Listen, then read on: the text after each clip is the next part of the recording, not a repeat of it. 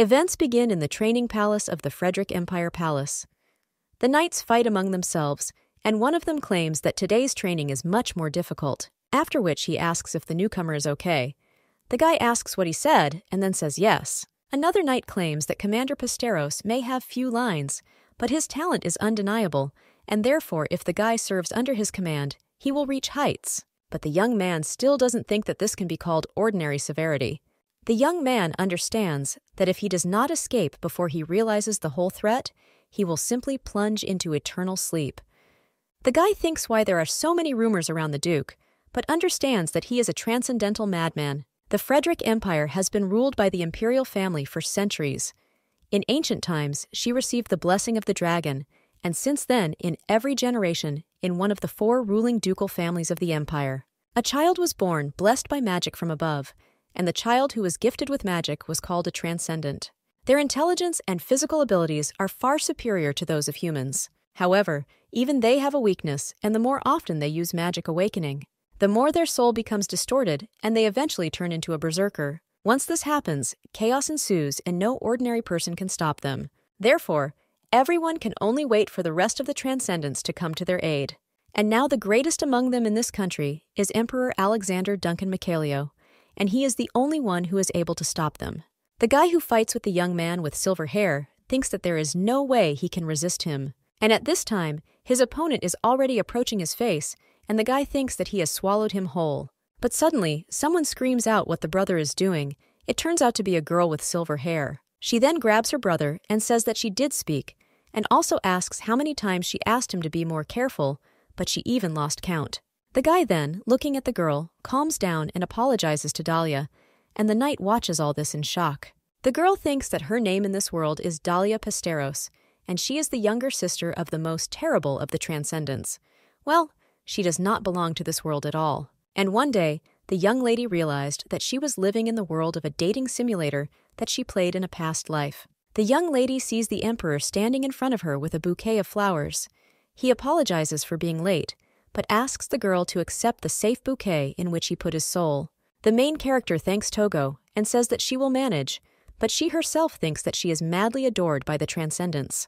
After the main character refuses, the guy leaves dejectedly and thinks that it seems that today is not his day. And the girl thinks that instead of working, His Majesty is simply walking around doing nothing, but someone else comes up to her and says that he thinks it's time for Dahlia to voice her decision. The main character asks what and other decisions are being discussed, and the guy just leans towards her. The main character thinks that this head of one of the 4 ruling ducal families of the empire is Frederick, Duke of Meldon Artus, Transcendental. The young man is a little embarrassed and wants to say something, but suddenly someone pushes him away. This is another guy. He asks who is more worthy than him to go to the ball with Lady Dahlia. This is the head of one of the 4 ruling ducal families of the empire, and Frederick, Duke of Louvain-Beaufort, and of course he is a transcendent. The young lady claims that she does not intend to go there with either of them, and the brunette claims that he doesn't like it and asks if the girl really wants to go with Sir Cedric again. Cedric is the 2nd prince of the empire, transcendent, who was chosen as the heir of the imperial couple, but the young lady replies that she is not, and the young man then asks who she will go with. And the girl just sighs, and then just says that this time. She promised to go to the ball with Adelicia. Then 2 guys ask what she is talking about. But suddenly they hear the sound of heels and turn around, but they don't have time to do this, as the girl with black hair already hugs the young lady, and then claims that Dahlia promised her this time. And she doesn't need anyone else. This is the main character of the game Ouroboros Labyrinth, which she played in a past life. And this girl's name is Adelicia Bentiez.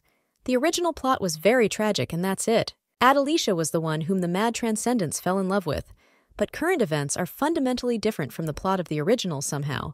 Dahlia has taken her place, and the young lady wonders how things turned out this way. The main character, sitting on the sofa, thinks that she began to remember her past life 2 weeks after she turned 13. The nanny then turns to the young lady and asks if she should bring her a cup of tea, and also says what, but the girl is just busy. The main character agrees, and says that of course she also wants to eat the cookies that the girl recently gave her, and also let Darlene eats with her.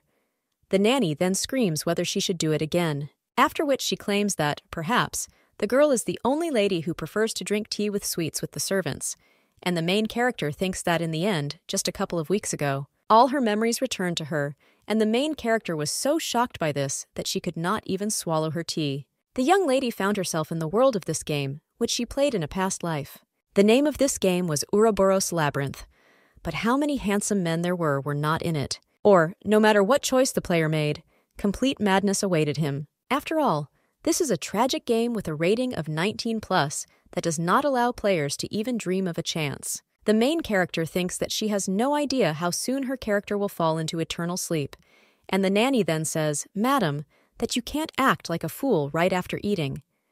The young lady thinks that in all her 13 years of life, she has never met her brother. Hikana Presteros, and of the many characters in the game, he was the craziest villain, because his bloodthirstiness is so great that even his relatives would interfere with the guy. He would undoubtedly destroy them. Now the young lady thinks what a relief it is that in the original, he was the only child of the Duke, and the nanny says that since the lady has eaten so much, she simply has to take a walk. The main character then, with tears in her eyes, thinks why exactly she turned out to be his younger sister, who was not even in the original. In the game, Hikan is the only heir of the Duke of Pesteros. However, somehow a young lady appeared in this story, and in other words, she is a hidden character from the original story who was suddenly added like that into the labyrinth of Ouroboros.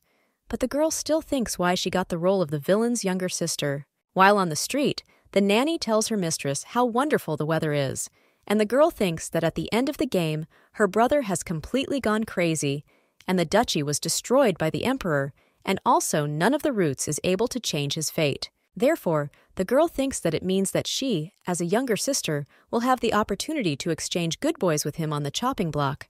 But still, she is lucky that Hikan turned 16. This means that he has just begun to fall into madness, and since his first magical awakening will occur at the age of 18. Then the young lady still has time to fix everything, and the girl thinks about a magical awakening. This is an ability described in the Labyrinth of Ouroboros, which is based on a very cruel and sad story. If you use too much power, the owner will lose control over it and turn into a berserker, so there is absolutely no way to maintain sanity at the same time. When the male characters went crazy, they fought tooth and nail to get the female lead. Of course, the girl would prefer to be born in a calmer world, but the only distortion in the plot is her existence. The young lady invites her nanny to decorate her room with flowers, and the woman says that her room already looks like a flower garden. The young lady still thinks that she has not met her brother, and therefore does not know for sure. But it is possible that, having met his charming little sister, he will decide to live a more peaceful life. But the young lady, looking in the mirror, thinks that she has a rather cute face, after which he smiles and says the word brother, but then the young lady despairs. And she understands that this is hardly possible, but then the girl turns on her back, and she thinks that anyway, they told her that her brother is now living with their relatives, so the girls are wondering what he is doing. The main character wonders if they are really destined to live separately for the rest of their lives. After all, at least she thought so, but now standing in front of her older brother. The lady with silver hair wonders how it all came to this. After all, 5 minutes ago, she was sitting in her room eating delicious food and thinking that when she eats them, it seems to her as if she can solve any problem. However, suddenly she heard a slightly unfamiliar voice and wondered if someone had come there and then went to the door. But when the girl came closer, she heard someone shouting that the young master could not break in there at will.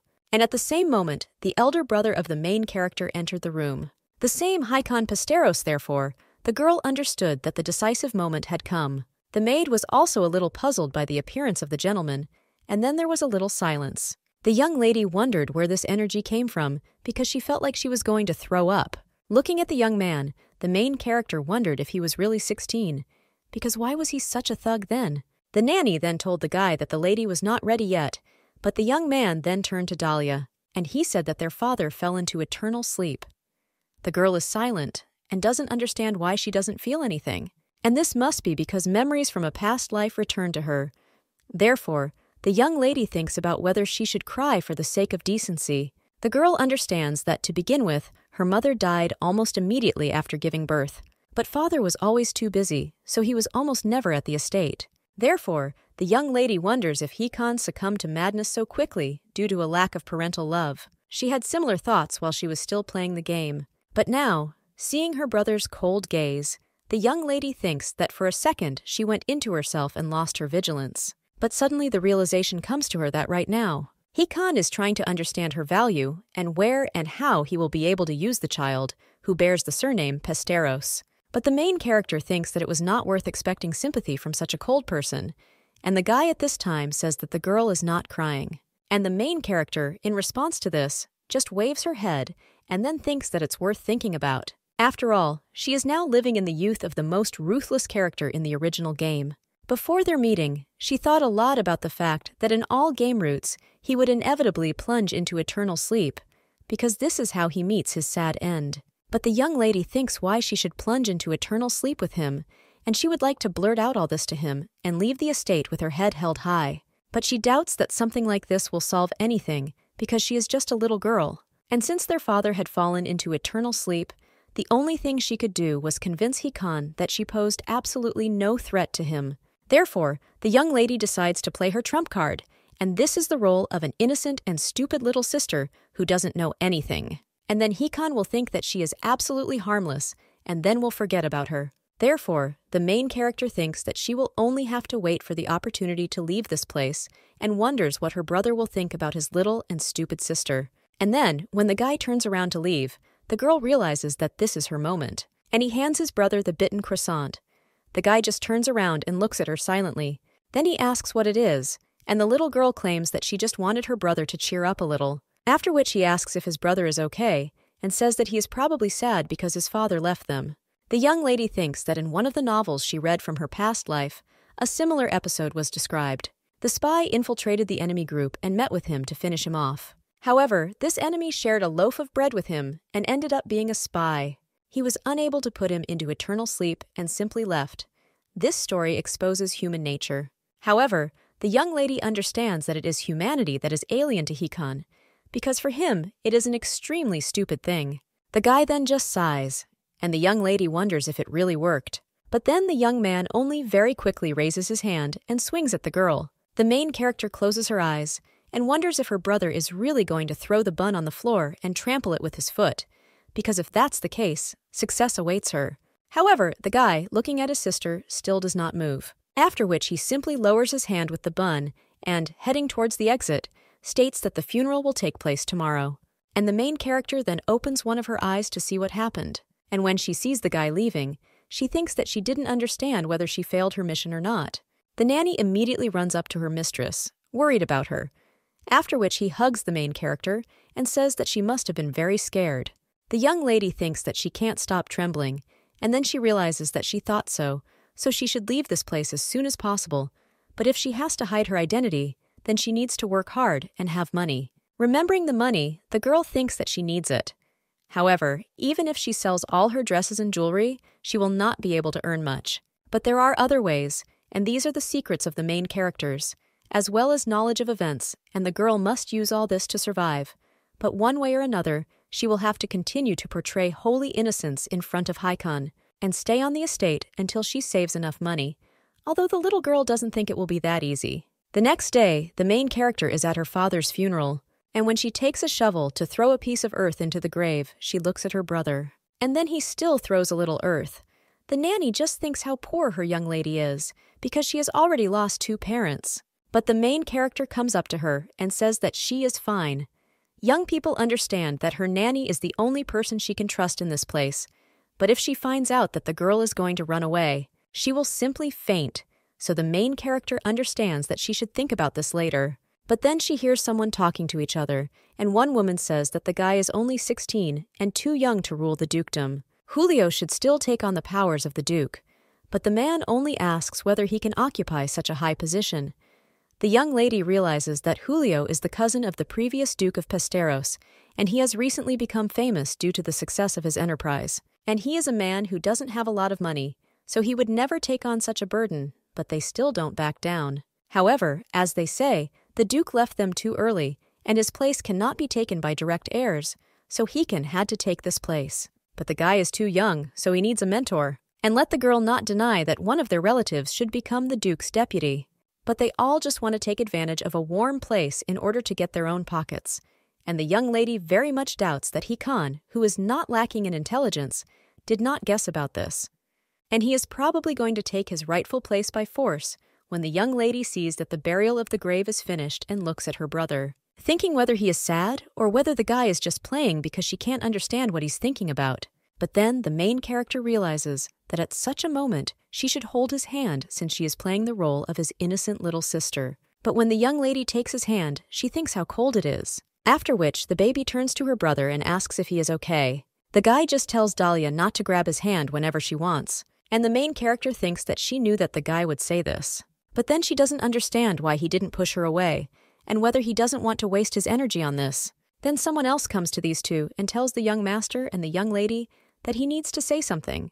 The guy turns around at the same moment and takes his hand away from the young lady. Then he coldly asks what they want to say. Other people get a little nervous and then say that until the guy turns 18, he needs a guardian. And after they discussed everything, they came to a conclusion. But Hikan then only asks who gave them the right to interfere in the affairs of their family. He also angrily asks if they have the last name Pesteros. The young lady understands that, first of all, her brother is a transcendent. And even though he is only 16, his essence changes everything radically. And since he is much stronger than an ordinary person, he does not need a guardian at all. And these people are only trying to establish a trusting relationship with the dominant family.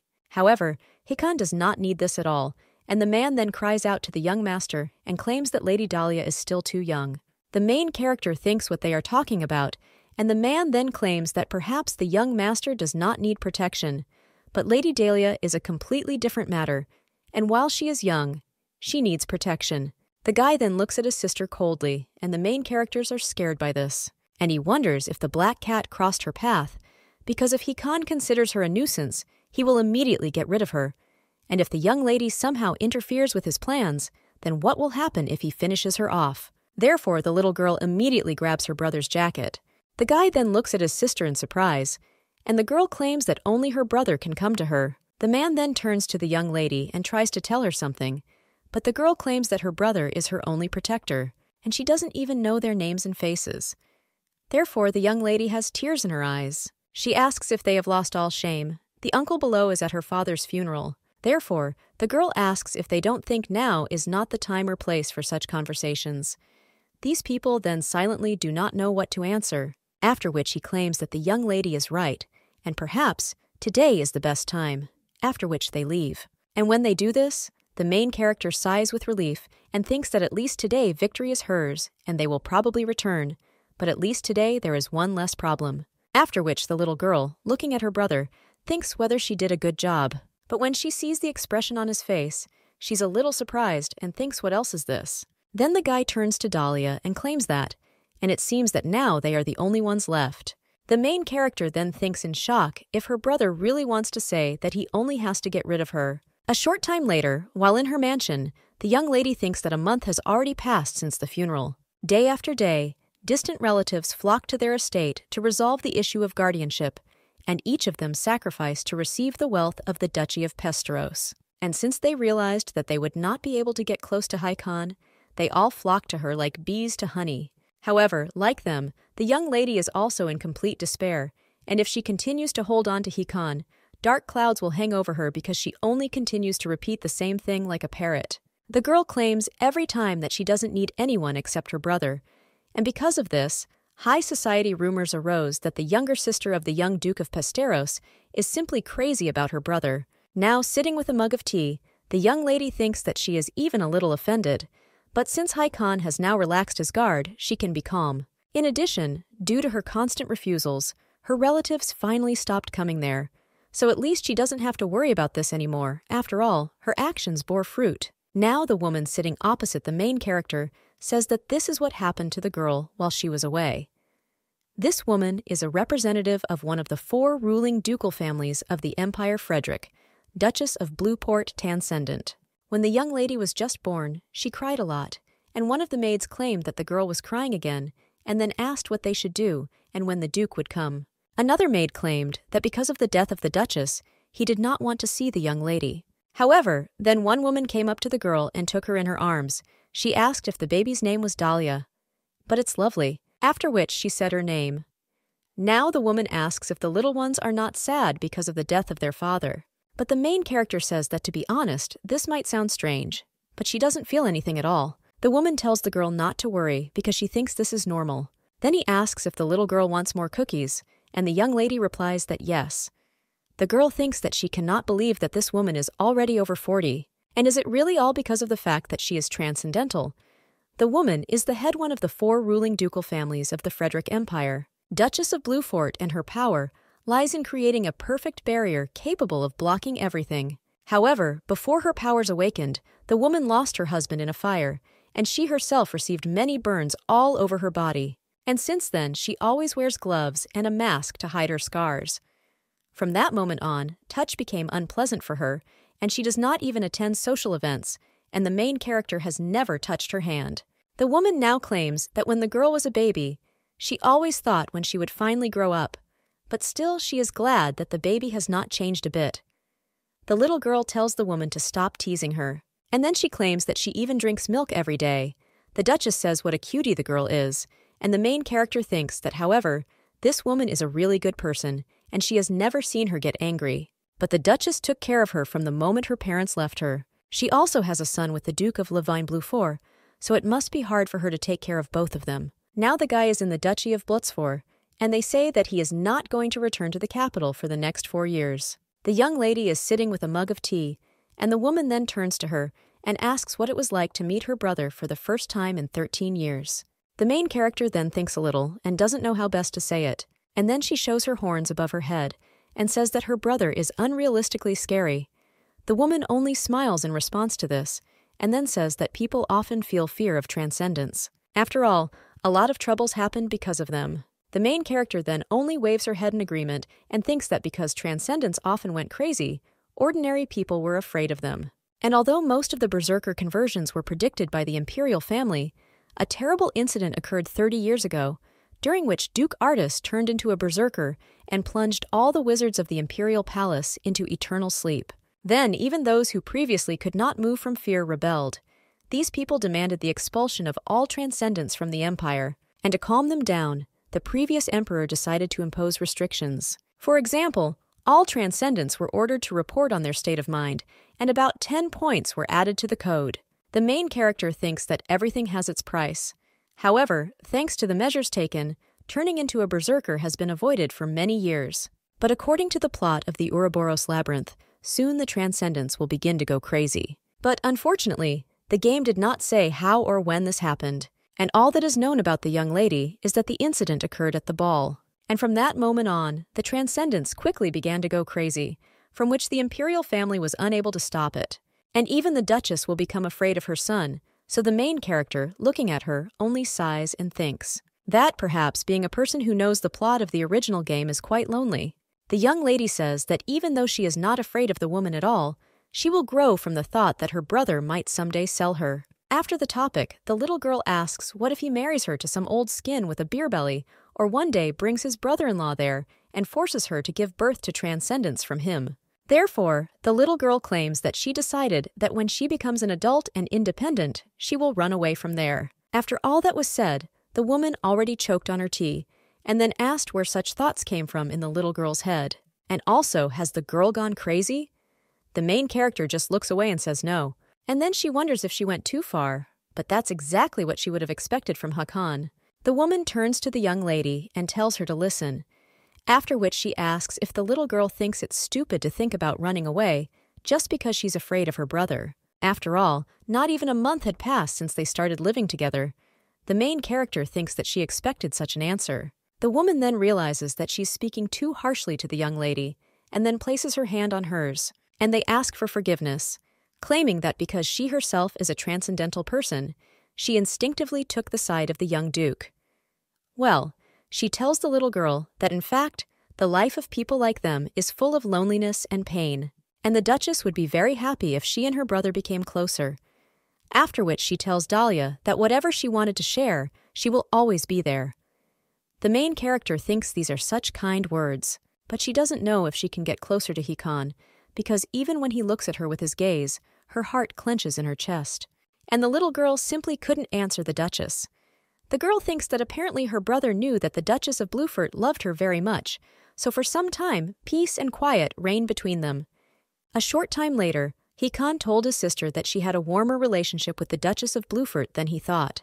Who is the time when the guy blurted out for no reason, and goosebumps ran across her skin. And the young lady thinks that if there is no enmity between them, this does not mean that everything is smooth now, and apparently she was on the wrong path from the very beginning. The girl created the image of a stupid and innocent little sister who simply adores her brother, and if she wants to maintain this image, then she needs to act as nice as possible. But when the little girl looks at her brother from the door of the room, she thinks that he is so creepy, and when she looks at him, she gets goosebumps. But the girl understands that now she should discard such thoughts, so she enters the room and turns to her brother with a smile, although inside she is almost shedding tears. A little time later, when the little girl learned to make origami from her tutor, then she folded a turtle that listens to wishes, and the first one to receive it was Hikan. The young lady, when she turned on this origami to her brother, in her thoughts she begged him to accept her feelings. The guy, looking at the origami, asked what it was, and the little girl answered that people say that she listens to wishes, and the brother's desire, but the guy does not allow the young lady to finish her sentence and exhales her from the room, claiming that they do not need such nonsense, so let her leave. The main character then wondered if she was just thrown out of the door, after which she leaned towards her origami and asked Hikan to open his heart to other people, but unfortunately nothing happened. After this, the little girl learned to draw.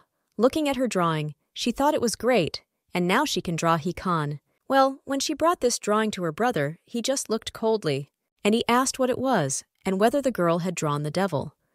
The main character only thought with a smile on her face that he was right. A little while later, one girl also asked her brother how he was doing today and if he was doing well, but the guy then just turned around and told her to be silent. The main character thinks that he could at least say hi to her, and she's so lonely now. Well, if you compare him with the evil character in the game, then everything is not so bad, but at least it doesn't seem like he's planning to sell or finish her off. Looking at her bouquet, the main character thinks that it turned out pretty well, and decides to give this bouquet to her brother. The girl, looking at the flowers in her hands, thinks that in case of emergency she can always run away. Then the young lady turns to the gardener and asks if his lady is going to give flowers to the young duke, and the girl answers yes. The young man then says that she seems to love the young master very much, and the main character replies that of course, and asks how the guy thinks he will like the wreath. The guy says that, undoubtedly, and in the end, the baby made it with her own hands. The main character at this time is thinking what to do if he throws this wreath in the trash, because he doesn't like anything as a gift to her brother. But then the girl thinks a little and says that if you think about it, and then it's worth giving one to Bucky too, so she hands the wreath to the gardener. The guy, in shock, asks if the lady will give this to him, and Dahlia says that yes, and since the guy helped her pick flowers, he deserved a reward. After which the little girl says that it suits the guy very well. So the young lady continued to weave wreaths, one she made for the Duchess Bluefor, and it looks like she just has golden hands. After all, a little later the maids also wore a wreath. The young lady, looking at the last wreath, thinks that there is only one left for Hikana. But then the little girl realizes in shock that she forgot something very important. In the printed edition of The Secret of the Labyrinth, Ouroboros's main secret has been revealed Hikana.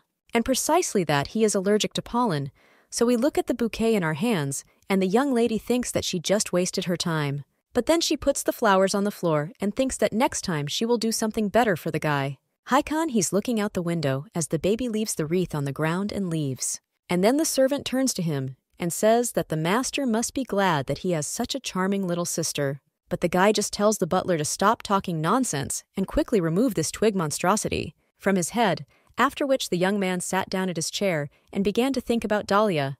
But she is his only younger sister. What the late Duchess so desperately wanted was a very normal child. Before his arrival at the estate, the guy planned to get rid of her as soon as the girl got in his way, and if only he could see what thoughts were spinning in her head. Otherwise, he would certainly plunge her into eternal sleep.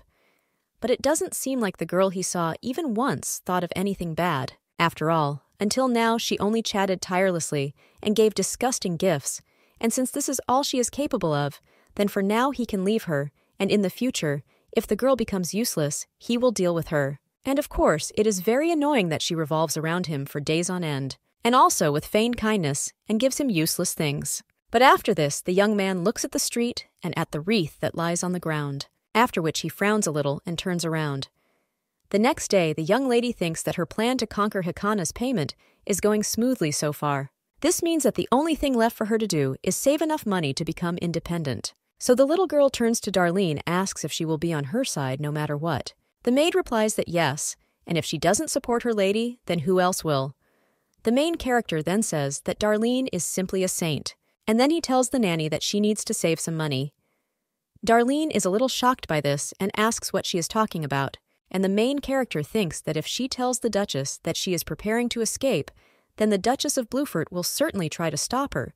So now the little girl claims that sometimes it seems to her that her brother wants to kick her out, so she would like to get her savings. Then, looking at her nanny, she wonders if the woman really didn't buy it, but she just grabs the little girl by the hands and says how poor her lady is, because how she would like to say that the young duke will never drive her away. But she is afraid that in this case she will lie, after which she asks the little girl how she can help her. This makes the main character smile and thinks that first she should sell her jewelry and dresses.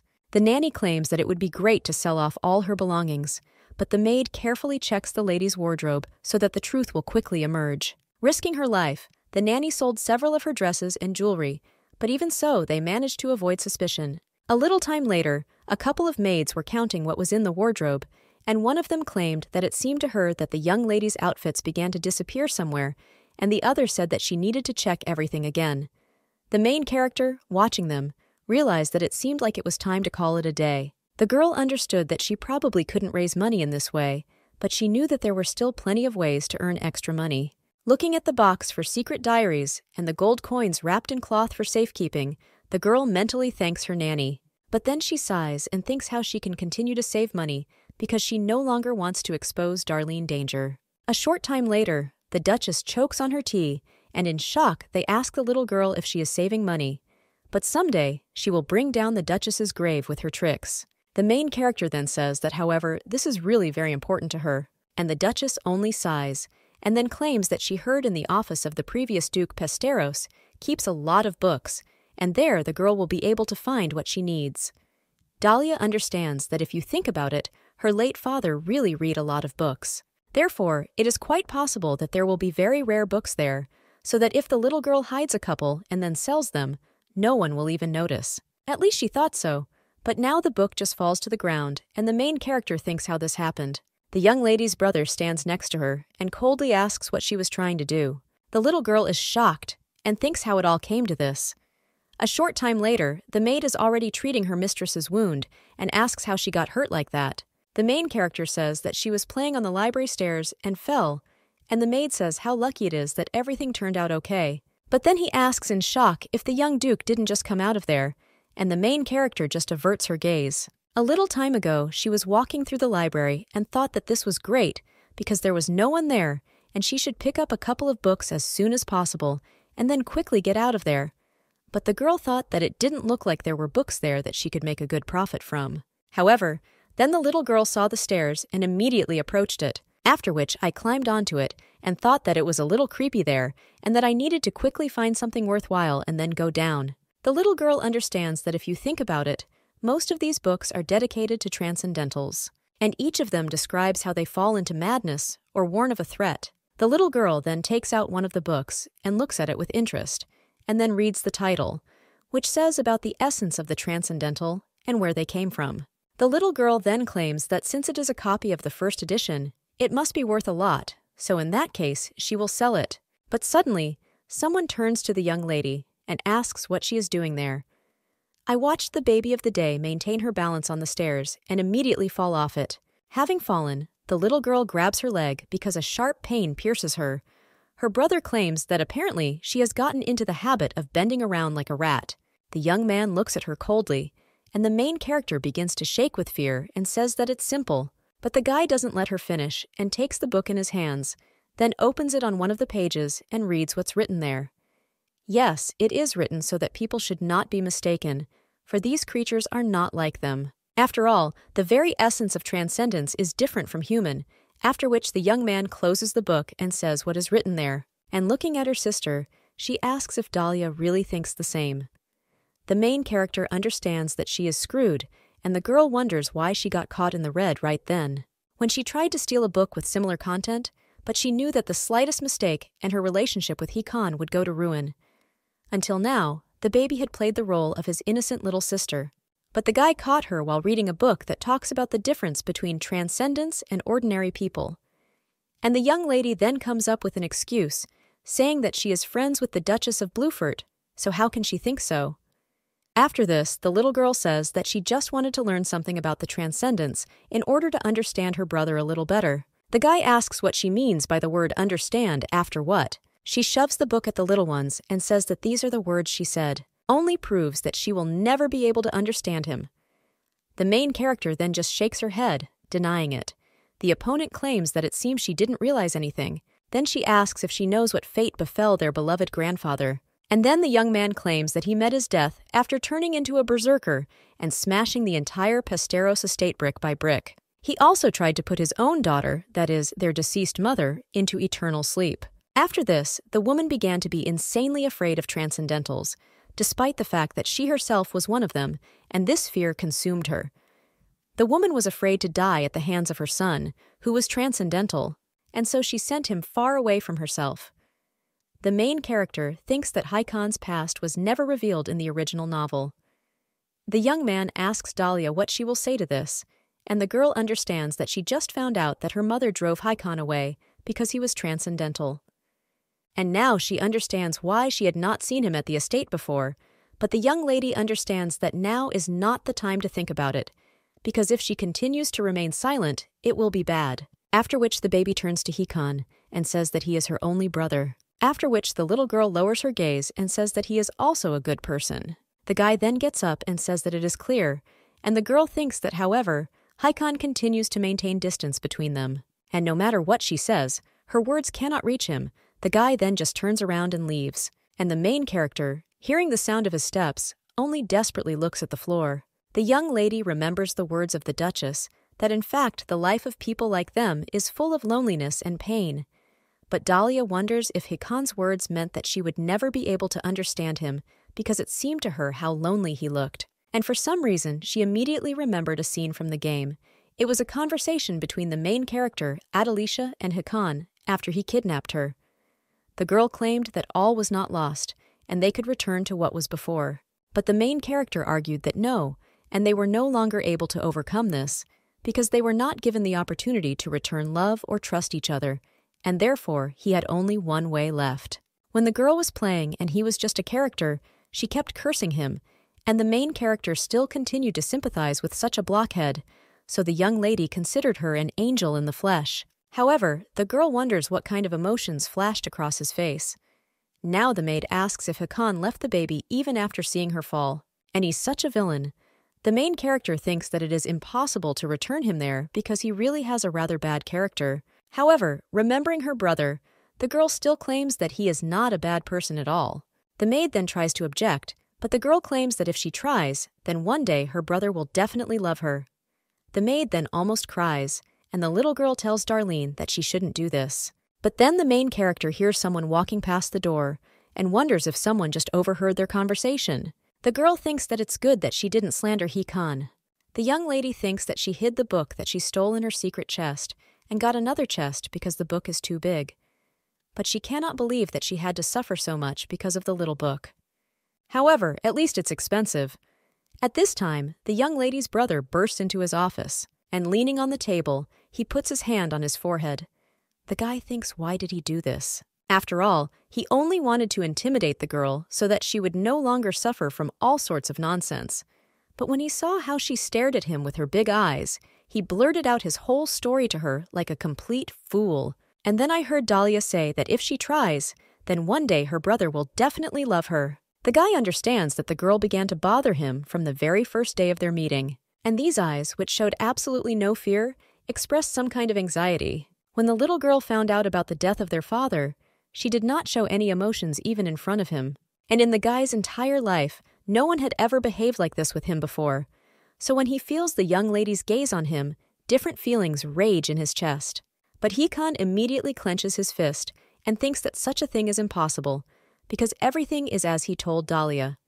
Since grandfather went crazy, and his mother was the previous Duchess of Pesteros, she began to deny her essence as a transcendent and despised her own kind. Therefore, of course, she did not want her child to be a transcendental person, and even if her child was not smart or had a bad character, All she wanted was this normal child.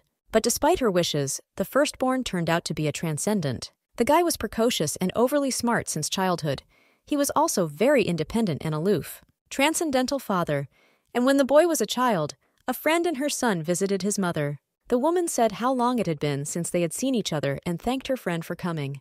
Hikon understands that the whole time her brat was in the estate, he got on his nerves. The boy pointed at Hikon and called him a transcendent.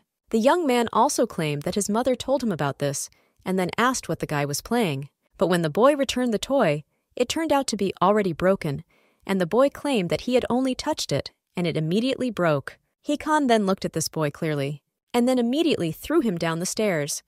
This kid fell down the stairs and broke his leg. And my mother thought that Hikon did this on purpose, and began to avoid him even more. And then Dahlia was born. After my mother was told that she was infertile, she thought that she would never have another child. However, after the birth of this child, she believed that God himself had sent Dahlia to them. The guy became a dirty stain on the family's reputation, and then he was sent to a distant relative, saying that this way he would gain experience as the future head of the family. However, even after the death of his mother, he was not allowed to return to the estate for 10 years, and he was able to return there again only after both his parents left this world. Looking at the portrait of his mother, Hikon only grins and thinks that this family has decided to simply erase his existence. And for such actions, they will never be forgiven. The guy remembers his younger sister and thinks that he will never allow himself to fall in love with this child. This is exactly how Hikon tried to instill such thoughts in himself. After that, time passed, and now 6 months have passed since the young lady began to live with Hikon. Day by day, she continued to desperately shower him with love, but even now she still gets goosebumps from him. And yet, it seems to the young lady that after the library incident, Hikon finally stopped being wary of her, although the little girl thinks that she should admit that she has a new problem, and the fact that she doesn't know at all what to do next. The girl understands that she must behave like a stupid, kind, innocent little sister. However, she no longer has a single idea, so she does not understand what to do. The little girl then turns to Sebastian, no, and the butler then turns to the young lady and asks if something happened to her. The baby then asks if he understands, and then what she can do to make her brother happy. Know what to answer to this, and then puts his hands on the baby's shoulders. And he says that Lady Dahlia has already done a great job. The main character thinks that for some reason it seems to her that she has just won his heart, but she does not think that the butler will help her with advice. A short time later, the main character is already at a picnic and asks what her older brother might like. The Duchess says that she must admit that she likes this much better than her previous question. She then turns to the maid and tells her to bring her paper and a pen. The main character thinks why the Duchess needs this, and the woman signs it. And he says that if Hikon wants to take the place of the Duke according to the law of their empire, then he needs to get support from another transcendental person who will confirm that he is of a sober mind and clear memory. The main character wonders if a woman is really ready to put such a burden on her shoulders just for her sake, but then screams in shock that this is too much. The girl understands that this will certainly affect the future of this world, and it is quite possible that if Hikon goes crazy, it will be the Duchess of Bluefort, who held him, who will one day fall under attack. The woman tells the baby not to worry because this is a normal formality and it will not affect her in any way. After which she hands over this paper and says that she hopes this will help the baby improve her relationship with her brother. The main character thinks that of course she wants her and her brother to become closer, but the girl didn't even think that the Duchess was so worried about her. The young lady with tears in her eyes looks at the paper and thanks the woman. A little time later, the little girl realizes that of course it took her a lot of courage to give this to Hikon upon his return to the estate. Dahlia wondered what to do if he found it too suspicious and kicked her out. But then the little girl looked into her brother's office and turned to him, after which she immediately showed him the paper right in front of his face and asked if she was a good girl. After all, the Duchess of Bluefort is her longtime friend, so she. But the young lady's brother interrupted her and said that he had already received permission from His Majesty the Emperor, so he no longer needed it. The main character then realizes in shock that if you think about it, according to the plot of the game, Hikon was a childhood friend of the Emperor, and since the latter was a transcendent, it was not difficult for him to prepare documents for the appointment of Hikon to the position of Duke. The baby then apologizes and says that she thought her brother would like it. But Hikon then snatches the paper from her hands and says that perhaps he will find a use for it. Now let the girl leave. Dahlia wonders where it will find use. and he won't sell it because the duchy doesn't have a lot of money, but the girl doesn't understand why he needs this paper. After all, if what the butler said is true, then with the exception of a document confirming the legitimacy of Hikon's right of inheritance, I need a paper signed by another transcendent. But since this question did not leave the young lady alone, she decided to quietly take away the paper that the Duchess of Bluefort had given her. But what's even stranger is that the guy didn't even notice her disappearance. Eros. He didn't care about her. The little girl doesn't understand why he took her. But the young lady still understands that, contrary to the wishes of the Duchess of Bluefort, her efforts did not bring her closer to Hikon. Perhaps because he had not yet harmed anyone, the main character began to fear him less and less. But suddenly, someone breaks into the young lady's room, which makes her very scared. It turns out to be Hikon. He turns to the young lady and says that it's just him, so don't let her be scared. And the main character thinks that if you remember the sun, here's a ray of light. After which, the little girl asks her brother what's the matter, and then claims that His Majesty the Emperor has finally approved his request for an audience. The main character thinks that the last thing Hikon needs to officially assume the position of Duke is a meeting with the Emperor, during which he will transfer the title of the previous Duke. The main character thinks that waiting for the issue to be approved only took a couple of days, and that's all great, of course. But the girl doesn't understand when they became so close to talk about this. Therefore, the little girl approaches her brother and congratulates him a little awkwardly. The young man claims that the Emperor asked him to bring Dahlia with him, and the day after tomorrow they are leaving for the Imperial Palace.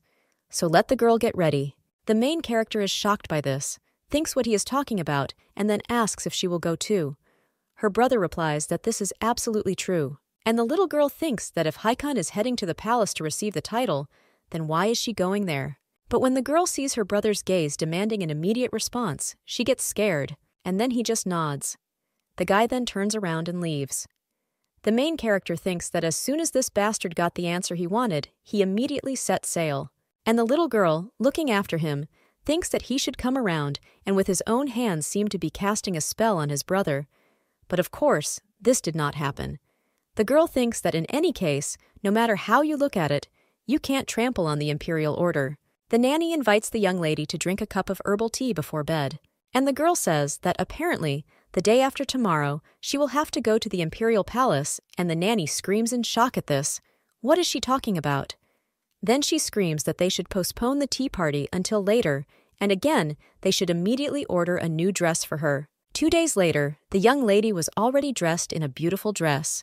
The little girl thinks that no matter what she wears, she looks simply charming. The nanny tells her mistress that when she grows up, she will be a real beauty. The baby just nods at this, but she herself thinks that the only question is whether she will be able to live up to this moment. After this, the girl goes outside, and looking at the carriage, sees her brother there. The baby wonders if he's really waiting for her because it's so unexpected, after which the baby approaches her brother and thanks Togo for waiting. The girl wonders if he won't even give her his hand, after which she approaches the carriage and one of the servants gives her his hand. The young lady's brother then also enters the carriage. When they are already heading along the way, the girl asks her brother why she was called to the palace, and the guy just remains silent and then turns away. The main character, looking at all this, cannot understand what happened, and after Hikon squeezes his hand, the girl thinks about why he is dissatisfied this time. In her thoughts, the little girl asks him to answer, but the whole way the young man does not answer. A short time later, they are informed that the carriage has arrived, and when the main character gets out of the carriage, her brother still doesn't help her, but he just glances sideways at how the little girl takes the servant's hand. The main character wonders why he's been looking sideways all day like he's eaten too many lemons. The guy just tells his sister to get in faster, and the little girl agrees and thinks that he's kind of strange today. A short time later, they are already in the audience hall of the Imperial Palace, and the young lady thinks how beautiful it is there. When they approach the throne, the man says that they have finally arrived.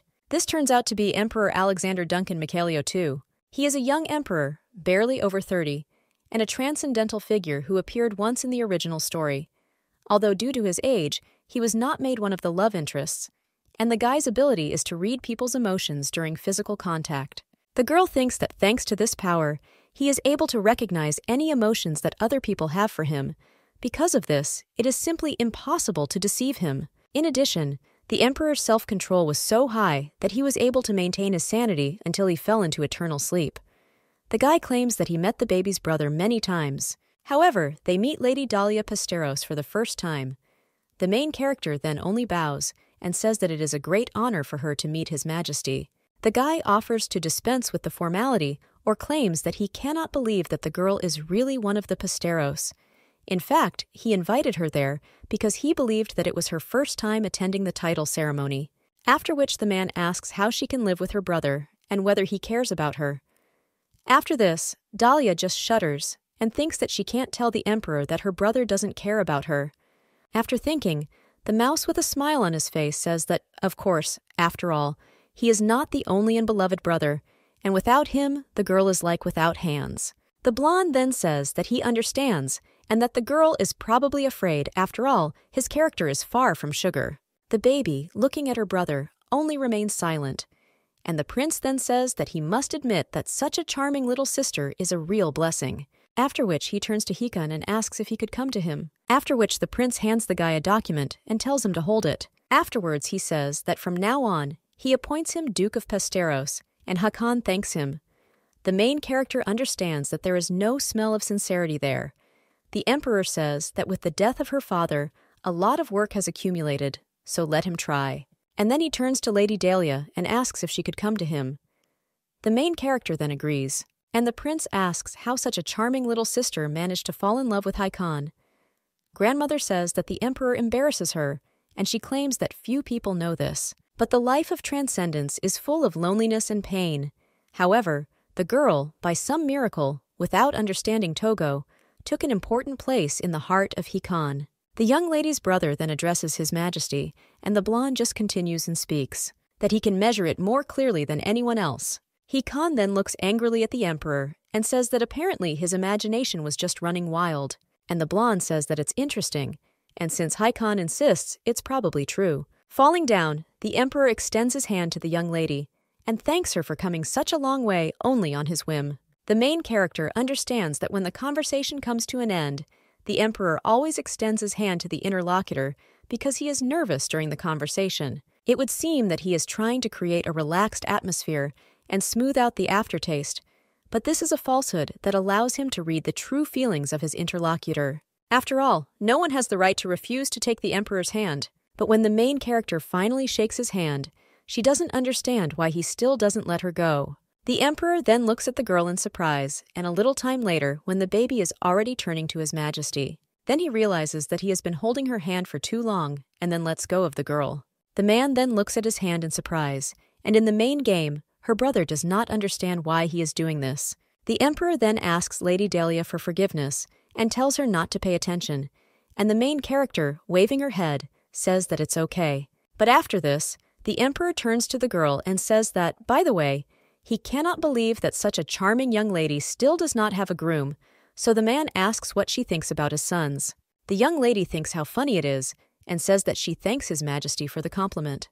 But the man then claims that he is not joking and he is serious. After such words, Dahlia thinks in shock what he is talking about and what kind of news this is.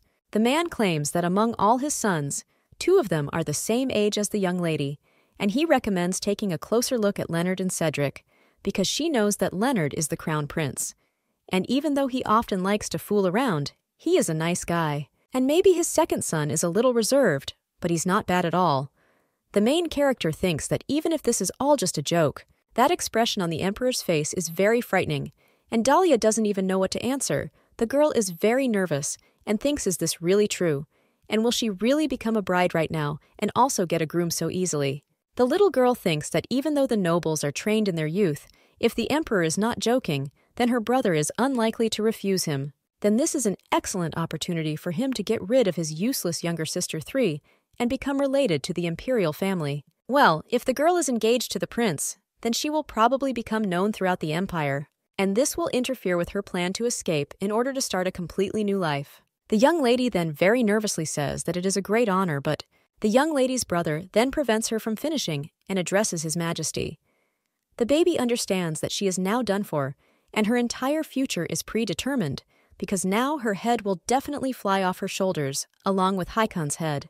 However, Hikon claims that Dahlia will not get engaged, because for now she does not intend to do this with anyone. The emperor then asks with a smile on his face if this is really so. And the young lady's brother replies that yes, and that's exactly it. The main character understands that he said it bluntly, and she has never been so grateful to him. The emperor then asks why not, and Hikan says that it doesn't look like the girl wants it herself. The man then says what a pity. But he really wanted Lady Dahlia to become his daughter-in-law. The main character understands that it was still a joke, but the girl does not understand who is joking with such a serious expression on her face. After which, they announce that it is time for them to go. And when the baby leaves, she says goodbye to His Majesty and thanks him for such a generous offer and his care. The emperor then looks at her a little surprised. And then, with a smile on his face, he says that this is true and invites Lady Dahlia to meet again with Hikan too. After the emperor is left alone, he looks at his hand, in which he recently held the baby's hand. The man understands that at first everything is in charge of the Transcendents and their unsurpassed intelligence and strength, but on the blanket, the life of the Transcendents is like being in endless agony. And the man thinks, is this really a punishment for the fact that they have a power that initially does not belong to them, and every time they use it, they lose part of their mind, and then the desire to destroy everything flares up more intensely. By suppressing these feelings, he became famous as a kind and ambitious emperor because he did not want to see people he loved die at his hands. However, the moment the guy grabbed Lady Dahlia's hand, he felt his mind clear, and even if only for a moment, it was as if he had returned to those times when he had not yet awakened and knew nothing, as if his very soul had been cleansed. But the man thinks that this is a laugh, and it's just impossible to cleanse a soul once defiled by magic. And how could such a thought come to his mind? The emperor thinks that he is already worried about the fate of these two. After all, no matter how well Hikan pretends to be an adult at heart, he is still a child. And now he is just at that age when he wants to destroy everything around him so as not to acknowledge his own feelings. Suddenly, the main character loses her footing and falls to the ground. But her brother only looks on indifferently. The emperor understands that if the guy continues to behave like this, one day he will make a mistake that he will greatly regret. The main character, after they leave, closes the door to the emperor's room. And when she turns around, she sees that her brother didn't even wait for her. The girl thinks that she is alive. And if she had married someone unknown, all her plans would have failed overnight. Then the girl runs up to her brother and thanks him.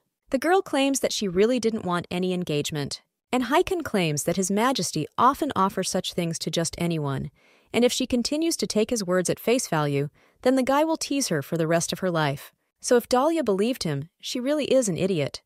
The main character thinks whether the guy will get hurt if even a couple of affectionate words leave his lips, and he could have walked more slowly. Hikan then turns to his sister and says that he did not expect her to refuse the engagement. The wind doesn't all people dream of a wedding. The main character is trying to catch up with her brother. Breathing heavily, she says that she would like to live as a brother for as long as possible, but she herself thinks that she is already at the limit. Hikan tells the girl not to deceive herself because he simply did not want one of the Pasteros to be treated like an idiot. The main character then says that it's understandable and then claims that she's sorry, after which she collapses. Hikan just turns around and looks at her, and the main character thinks in shock. Why is she doing nothing but disgracing herself today? The young man then sighs and approaches his sister. The main character apologizes to her brother, but he only claims how stupid she is. After which, she picks up the girl in her arms, causing Dahlia to start waving her legs in complete shock. Hikan tells her to calm down, otherwise he will drop the baby, after which the main character does so. The girl thinks that her brother may be hot-tempered and also a future villain. But today he saved her, and the girl thinks what if she really gets attached to him? After all, if her plan succeeds, they will separate forever. Therefore, the main character turns to her brother and says that it seems he will be very tall, and in her thoughts, she adds that she knows this very well. Hikan asks why the girl is talking all sorts of nonsense again, and the main character says that she just wanted to say.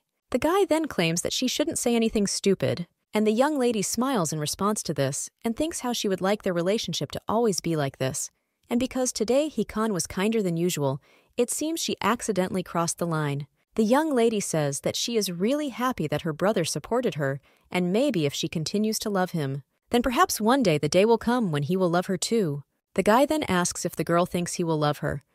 The main character is a little wary of this, but the guy then immediately throws her on the floor. The young lady is shocked by this and thinks, why did he do this? But looking at her brother, she sees that he only looks back at her coldly. But then he only turns to Dahlia and asks if he didn't tell her this before. After all, he would never love her, and definitely told the young lady not to do anything stupid. The main character in shock thinks why he behaves like this again, and remembering your words that she would like their relationship to always be like this. T.O. thinks that it was rather stupid to think about such a thing, after which the girl rises from the floor, should slip on a banana peel and break his knees. When the guy is already approaching his colleague, the little girl immediately overtakes him and then sits in his place. The girl thinks that no matter how much he hates her, he will not plunge her into eternal sleep just because she took this place. The coachman then announces that they are leaving, and the carriage begins to move. The main character, looking out the window, thinks why her brother constantly pushes her away.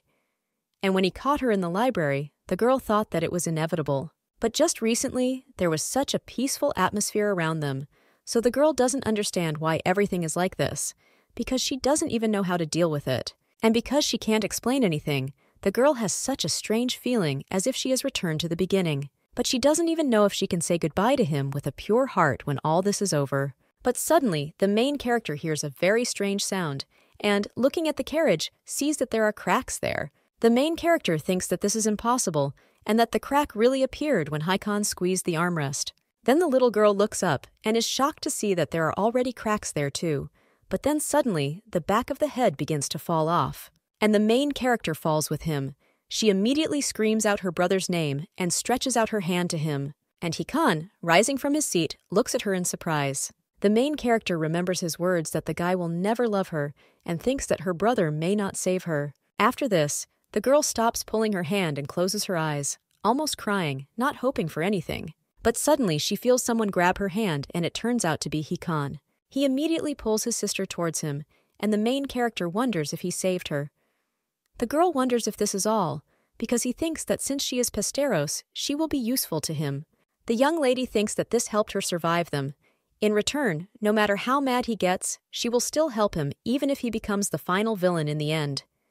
Of course, the guy will try to brush off her help, but the little girl will continue to help him despite his displeasure. But still, she will continue to prepare to escape, pretending to be his sweet and stupid little sister.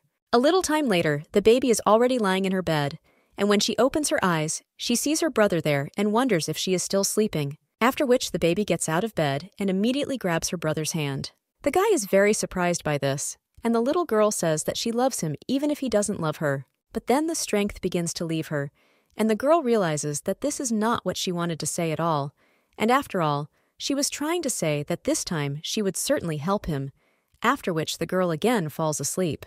The young man extends his hand to her, but then decides not to do so. The guy understands that no matter how much he scares her and ignores her, Dahlia continues to look at him with kindness. The girl claimed that she loved her brother even if he didn't love her, and when she fell, the guy thought what would happen if he just let her fall into eternal sleep because he didn't have a single reason to save her, and if she were gone, then no one would make him hesitate anymore, and he would also have no expectations from his family. The guy remembers the Emperor's words that, however, by some miracle, the girl herself, without understanding Togo, took an important place in Haikon's heart. After all, he can see it more clearly than anyone else. Therefore, the guy is now wondering if the Emperor was right. After all, he had been worried ever since Dahlia did not extend her hand to him when she entered the carriage, and these feelings took him by surprise. The girl was the only child of his parents from whom he was so eager to get rid of. Well, she also remained his only sister, and he should have just abandoned her when she fell. But in the end, the guy couldn't ignore her and grabbed her hand. The young man wonders if the girl could read his thoughts and the hesitations on his face at that moment. But now the guy is thinking what he should do when she wakes up. A short time later, the main character wakes up again and thinks that now Haikon also appears in her dreams. But someone turns to her and asks if the girl is awake. It turns out to be the Duchess. The main character also rises from the bed and asks what made her ladyship overcome such a long way. The woman claims that she was worried because she knew that the girl was in trouble, and it seemed that Haikon had finally become Duke of Pesteros. But it was such a relief that their meeting with the Emperor went smoothly. After these words, the main character just shakes her head and claims that everything is a little wrong about this. And after some conversations, the girl says that this time her brother decided to save her. It seemed that he doubted until the last second, so that she really thought that he would leave her. The woman claims that even though Haikon insists that he hates the girl, it seems to her that the guy is superfluous and can be honest with himself. After all, transcendentals like her look at their world through the prism of profit. Therefore, as Dahlia said earlier, it is entirely possible that he saved her because the girl is part of his plan, but she cannot claim that this is the only reason. A short time later, the Duchess says that the more time they spend together, the higher the chance that they will become closer, because after all, transcendents are people too. Therefore, the baby may not worry too much. The main character thinks that now when she thought about it, she remembered that time, when Hikan looked very lonely. The Duchess then turns to the baby and says that if she admits, there was a time when a bad character prevailed over her. The baby, listening to these words from the woman, screams that she is probably joking, but the Duchess claims that it is true. In her youth, she was very selfish and sincerely believed that since she was transcendental, no one could understand her, and even when her husband approached her, the woman at first continued to keep a distance between them. The young lady is then a little surprised at the date of the story. The Duchess only laughs in response to this, but then he claims that the guy continued to pursue her, and when she realized her feelings, she was able to open up to other people. So now she claims that people tend to change. Hey, let the baby never forget that. Dahlia thinks that the Duchess has such a warm smile and looks at her like the girl is her own child. Even though most of her face was covered with a mask, the young lady still felt the warmth emanating from him. However, the main character thinks that this world is inside the game, and falling into madness is Hikan's fate. When the little girl begins to think about all these things, only one question comes to her mind. Why did the Duchess of Bluefort appear 4 years earlier? In the game, the head of the family was not the Duchess at all, but one of Lavaine's love interest, Bluefor. Then the girl thinks what is the fate of the Duchess of Bluefor in the game, and why over the next 4 years she changed her mind and passed the title on to her son. The main character thinks that this may be because then she will no longer be in this world. But the girl shakes her head and understands that this cannot happen. The woman just doesn't understand that they are looking at her, and then says that since Hikan has finally become a duke, a ball will soon be held in honor of accepting his title, and the woman will be there, so she offers to meet there next time. The main character asks if this is true, and she herself thinks that seeing the Duchess at the ball is an event that happens only once a year. The woman says that if the baby is not there, she will feel lonely, and the girl thinks that this is true, and probably she just jumped to conclusions, and then claims that she will send her an invitation later. The little girl thinks that in the text of the game, she always looked through it without much enthusiasm. It was definitely said that the Duchess of Bluefort lived happily in her hometown, and everything was definitely like that. The main character thinks that even when she regained consciousness, Hikan never visited her. However, the next day he still showed up for a joint breakfast. While eating, the main character remembers the words of the Duchess that people tend to change. Or the girl thinks that step by step, little by little every day, she decided to open her heart to Hikan. After all, it's true that he decided to save her, so the little girl is very grateful to him, and even if it's just her imagination, for some reason, it seems to her that Hikan has become completely indifferent. Now the guy is looking at his younger sister, and the girl is noticing his gaze. He immediately smiles sincerely, which makes the guy flinch, and the main character thinks that it seems like he does this every time she smiles. The girl then takes a plate of meat and thinks that this is her chance, because she must dispel suspicions for Hikan once and for all, and for this, she must use all her cuteness. The baby then approaches her brother with a plate and says that it is so delicious, so he should eat as many brothers as possible, after which the baby transfers her meat to his plate. But in fact, the main character simply hates lamb. However, when the girl watches the guy take the meat, she sees that he doesn't even touch her piece. But the young lady, clenching her fists, thinks that she needs to calm down because she cannot just give up. The guy, when he looks at his sister, sees her clenched fists, and the main character realizes that everything looks as if she is going to hit him for the first time. After which the baby at the same moment folds her hands into a heart, because this is the best thing she came up with. This makes the guy just look at the baby coldly, but then sighs and eats a piece of it. The main character thinks that she wants to fall into the ground out of shame, but wonder if she really looked so bad that he even made such a face. A little later, looking in the mirror, the girl thinks that she should repeat this one more time, after which she again folds her hands into a heart and thinks that this is still strange. After which he folds them again, but in a different way, and thinks, isn't this cute? But still, no matter how you look at her, she is a charmer, but the girl thinks that it is possible that she is too biased towards herself. After which she approaches Sebastian, and he leans over, and then asks Lady Delia what happened. The main character then only shows the heart with her hands, and says that she loves it very much. The man was very surprised by this, and then told his lady that she should never show this to anyone again. The main character then asks in surprise why and thinks, is it really so terrible? Sebastian then screams that it's just so cute that she might get kidnapped. And the young lady thinks that looking at his reaction, the words that he cannot say, like a butler, are something like cute or charming. After this, the young lady smiles and thinks that, as expected, she is not strange at all. A little time later, the girl is already running up to her nanny, and he also shows her this gesture. The woman is very touched by this. And after that, the little girl shows this to other servants of the mansion. The maid asks whether such cuteness can exist in this world, and the main character thinks that not a single person can resist her charm. After all, the entire mansion will be under her feet. The maid then asks to show the girl this again, but the little girl says that she can't do it. But still, after that, he once again shows this gesture with his hands. But at this moment, Hikun comes up from the side and silently looks at all this. And the little girl, when she notices this, is very surprised. The guy claims that it looks like she has developed a rather strange hobby, and the main character is very embarrassed by this. The maid then says that with their permission, she will go. The guy then claims that he didn't even think that his sister was doing these cute things in front of anyone, and the little girl understands that just as she thought, she should have stopped making such gestures if they were of no use. While Dahlia was doing something incomprehensible, Hikun sat down in his office, sorting out unfinished business. But despite this, the score was inexorably approaching, and this was supposed to be an event in honor of the appointment of a new duke. In the mansion, preparations for the upcoming ball are in full swing, and at this time, the main character is calmly sipping tea. Nyanya says that now that she has thought about it, the young lady should find herself a maid of honor if she wants to take part in the holiday. The young lady runs up to the woman and claims that it seems to her that her nanny is the best, and she wants to go with her.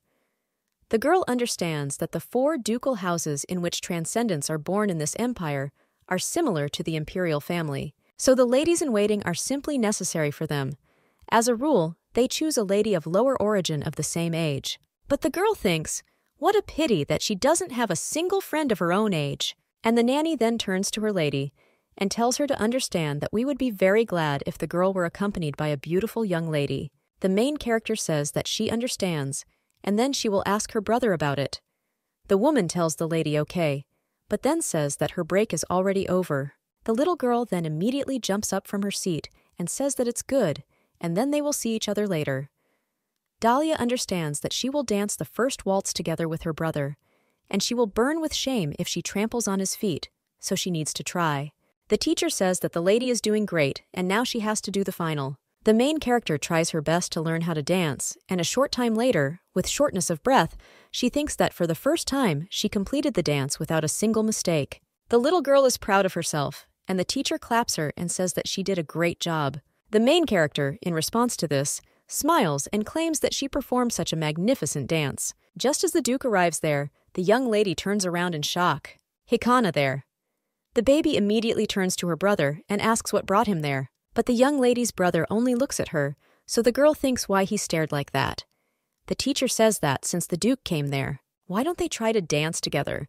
The main character thinks that this is a bad idea because she only got it perfect once. Therefore, she immediately waves her head and thinks that besides, she probably won't want to take them to dance with her, but the very mill just smiles. And the main character looks at her brother begging them to just forget about it. The young man's eye twitches from such a look, and after that he still agrees. A short time later, the main character is already dancing with her brother.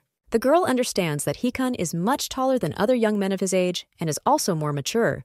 In addition, he is the same duke who rules the whole clan, and when in a past life the baby turned 16. All she could think about was how to skip evening classes and eat ramen. And plus the guy dances much better than she thought. Although if you remember Hikun from the original game, then there is absolutely nothing surprising there. But thinking about the game, the girl wonders when the main character will appear, because the story should begin in 3 years during her debut in high society. From this moment on, the interweaving of love lines with male characters should begin while she performs various missions. But suddenly, the young lady puts her foot in the wrong place and thinks that she seems to have made a mistake, after which the baby hits her brother's chest and accidentally steps on his leg. The main character then cries out that she is very sorry, but she herself thinks that she can report with regret that Dahlia lived a very short life, lasting 13 years, The baby then asks if it hurts him and waits for an answer. But Hikan only claims that her kick is nothing to him. After that, they continue to dance, and the main character wonders if they will continue like this. Afterwards, they do the whole dance together, and the girl thinks how relieved she is that she didn't screw up again. The teacher just claps her hands and says it's wonderful, and it seems there is nothing in the world that his lordship cannot do. After which, the woman turns to the baby and says that she is also making progress, and if the ladies continue to practice, then everything will be just perfect. The main character then thanks Madame Masha, and the woman says that perhaps they will finish for today, after which they say that they will meet next time. A little while later, when the young lady is alone with her brother, she thinks that they are alone, and she can't forget how she stepped on his foot, so the little girl thinks what she should say, after which she wants to take her brother by the hand, but he only claims that if she is going to apologize, then she shouldn't. The young lady immediately pulls her hand back and says that it's clear, but then asks her brother why he came, and she thinks that it's unlikely that it's just to look at her dance. The guy claims that this concerns the appointment of her maid of honor, and the little girl then claims that it's true, and that Darlene told her about it. Hikan says that His Majesty the Emperor has already decided who will become her maid of honor, and the main character thinks, what is he talking about? The guy claims that although he has also studied this issue, however, he considers the Emperor's choice much better, but the young lady then asks in shock what he is talking about. The young man only turns to his sister and asks why she is so surprised, and the little girl then looks away and says that it's just like that. The guy then turns to her and asks if Dahlia really thought that he would allow the one who bears the name Pesteros to appear at the ball without a maid of honor. The main character is only thinking if he really just called her Pesteros, but she couldn't even imagine that Hikan would ever say such words. The guy claims that in any case, His Majesty chose her, then let Dahlia treat this girl with due respect. The main character then agrees, and she herself thinks that such a feeling of words on the guy slowly but surely opens his heart to her, as the Duchess of Bluefort said, because little by little Hikan began to change. The guys live claim that their first meeting will take place during the ball, and the girl apologizes that she will not be able to arrive there in advance because she has urgent matters. The little one thinks that it seems that this means that Madame Masha will accompany her, and Hikan then says that her maid of honor's name is Adelicia Benitez. Although Viscount Benitez's mouth may not be particularly powerful, there must be some reason why His Majesty chose the girl for this role. The main character is in complete shock from this, thinking that Adelicia Benitez is the main character of the game Ouroboros Labyrinth, and just think that the main character will be her maid of honor. But the young lady certainly did not expect such a development of events. The young lady understands that she needs to calm down and remember what happened in the original plot. Adelicia was born in the village of Cannon, even though it was located by the sea and was popular among tourists.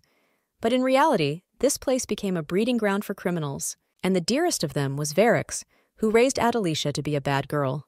However, thanks to the Emperor's hard work, she was saved, and from that moment on, the heroine began to see him as a father. She accepted a role in his shadow and entered high society as a noblewoman named Adelicia to carry out errands. Benitez. Then she met the main characters who became obsessed with her, at least that's how it should be. But in the original, the girl entered high society 3 years later. So the main character thinks, why is this happening so early? And is it really all because of her? After all, since Hikan became the new duke, the emperor probably wanted to keep an eye on him, and for this he needs to send a spy to the Duchy of Pestaros. And since the young lady now needs a maid of honor, this is the ideal opportunity. The main character thinks that Dahlia never appeared in the original, so he had no reason to send Adelicia to the Duchy of Pestaros. Therefore, young people think that now Adelicia will become her maid of honor. Sooner or later she will meet Hikan. But if they meet 3 years earlier than in the original story, how much history will change? Initially, when Hikan turned 18 years old, magical powers awakened in him. And just a year later, for the sake of status and part of the head of the family, he began to use his power recklessly. But if you think about it, he just wanted to prove his worth to the family that rejected him. And when he met Adelicia, his mind was already on the edge. The girl wanted him, and Hikan felt both strong love and unbridled hatred for her, but now he has not yet awakened. Therefore, the main character does not even know what will happen if they meet soon, and she is a little worried. But Dahlia thinks it's so exciting, and now she has a rare opportunity to see the original main character. Besides, in the Labyrinth of Ouroboros, Adelicia was her favorite character, And since she's in the game anyway, why not have fun with the ball? After all, no one knows what awaits them in the future. While the young lady was busy with a huge number of things, the day of the ball was inexorably approaching. And now the girl nervously remembers that before meeting with Adelicia, she must properly study the transcendence threatening her. So the young lady tears out one piece of paper from her notebook and begins to draw something there. The girl understands that there are 4 main characters in this game.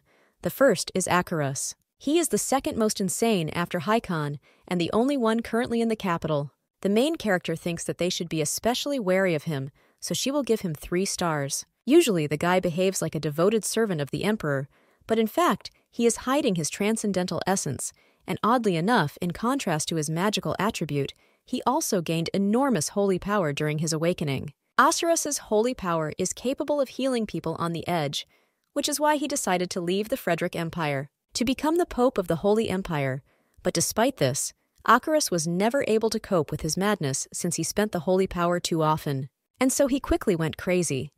Being a servant of the emperor, he was forced to attend every ball, so the main character thinks that she will soon meet him. Looking at the card, the girl thinks that she is completely reluctant to do something, because outside of her route, Acarus has always played the role of a villain. And in order to get Adelicia, he constantly kidnapped her or started a war, so perhaps this guy likes to create conflicts much more than Haikon. The second is Malden. He is a member of the organization to which Adelicia formerly belonged, and this is a rather difficult route. The third is Levin Blufert. He is the son of the Duchess of Blufert. The young lady decides to forget about the second and third since they are not in the capital now, which means their companies should begin in 3 years. However, since the debut Adelicia in high society will begin much earlier, it is difficult to predict what will happen next. The girl squeezes this paper and thinks that okay, after all, Haikon is a priority for her, and now she doesn't know a damn thing about her fate, and she doesn't care about other transcendents. And now she just wants to see Adelicia during the ball, and also see what happens to her. After that, the girl decided to throw the plot of the original game out of her head and enjoy the peace. In addition, she did not want to spend money again, and she invested all the money that Haikon gave to buy gold jewelry for the shaft in increasing her savings, stashing it away for a rainy day. Now the girl understands that she is one step closer to success. But then the young lady's brother turns to her and asks why she is laughing. Dahlia realizes that she completely forgot that she is now at the table. The baby then claims that it's all because she can't wait for the ball, and after all, this is her first ball. She just looks at her silently, and the girl understands that before he always answered in monosyllables, and yet he has changed. It's as if she's weakening her defenses in front of her, and albeit little by little, the young lady is thinking whether the younger generation is really working, but the girl then understands that this is impossible. However, Haikon tried to find a maid of honor for her, and even stopped piercing with a cold gaze, and it seemed that she began to sympathize with Haikon. And besides, she absolutely hates him, and when the little girl thinks about the future in which he hurts other people, her heart clenches in pain. But the girl understands that one day she will have to leave her brother, because the more the transcendental uses his power, the more his soul disintegrates. And the young lady then thinks that she is obliged to leave even the capital if events unfold as in the original. Then, during one of the palace receptions, all transcendents will turn into berserkers. At this time, someone brings the lady's favorite lemon tart to the table and says that it is ready. The main character then eats this tart and thinks that in the palace the obols are held all year round, so she thinks what is the chance that this will become one of them. And now the long-awaited day of the score has arrived. The maid of the morning immediately tore the blanket off the young lady, and everyone in anticipation told her to get up. The main character thinks why their eyes are filled with such determination. A short time later, she's already in the bath, and then she's dressed in a dress. After all these procedures, the baby is finally ready, and one of the maids says that her lady is simply lovely, and she will definitely be the first beauty of this ball. The nanny says that this is of course true after all, this is their mistress. The young lady then screams for them to stop believing the maids are embarrassing her, after which she immediately pushes them out of the room and says that's enough, so they can go. When the young lady finally closes the door, she thinks that now she just has to wait for Miss Masha. Looking in the mirror, the girl thinks how cute she is. After which, the baby lies down on the table and thinks about something, after which the girl decides to take her box. And when he opens it, he sees all his savings there, as well as a diary. Looking at her contents, the girl thinks that she used to often keep a diary, but ever since she remembered her past life, she began to be afraid to write down her thoughts and thought that someone would read the diary, so she stopped doing it altogether. After this, the young lady opens her diary and wonders what her last entry was about. However, when the young lady opens it, she sees that this is not her handwriting, but it says that with her power, the girl gives life to many people. The main character is a little shocked by this, wondering if someone has read her diary. And after all, as she thought, it was a smart move to stop keeping a diary as soon as her memories returned.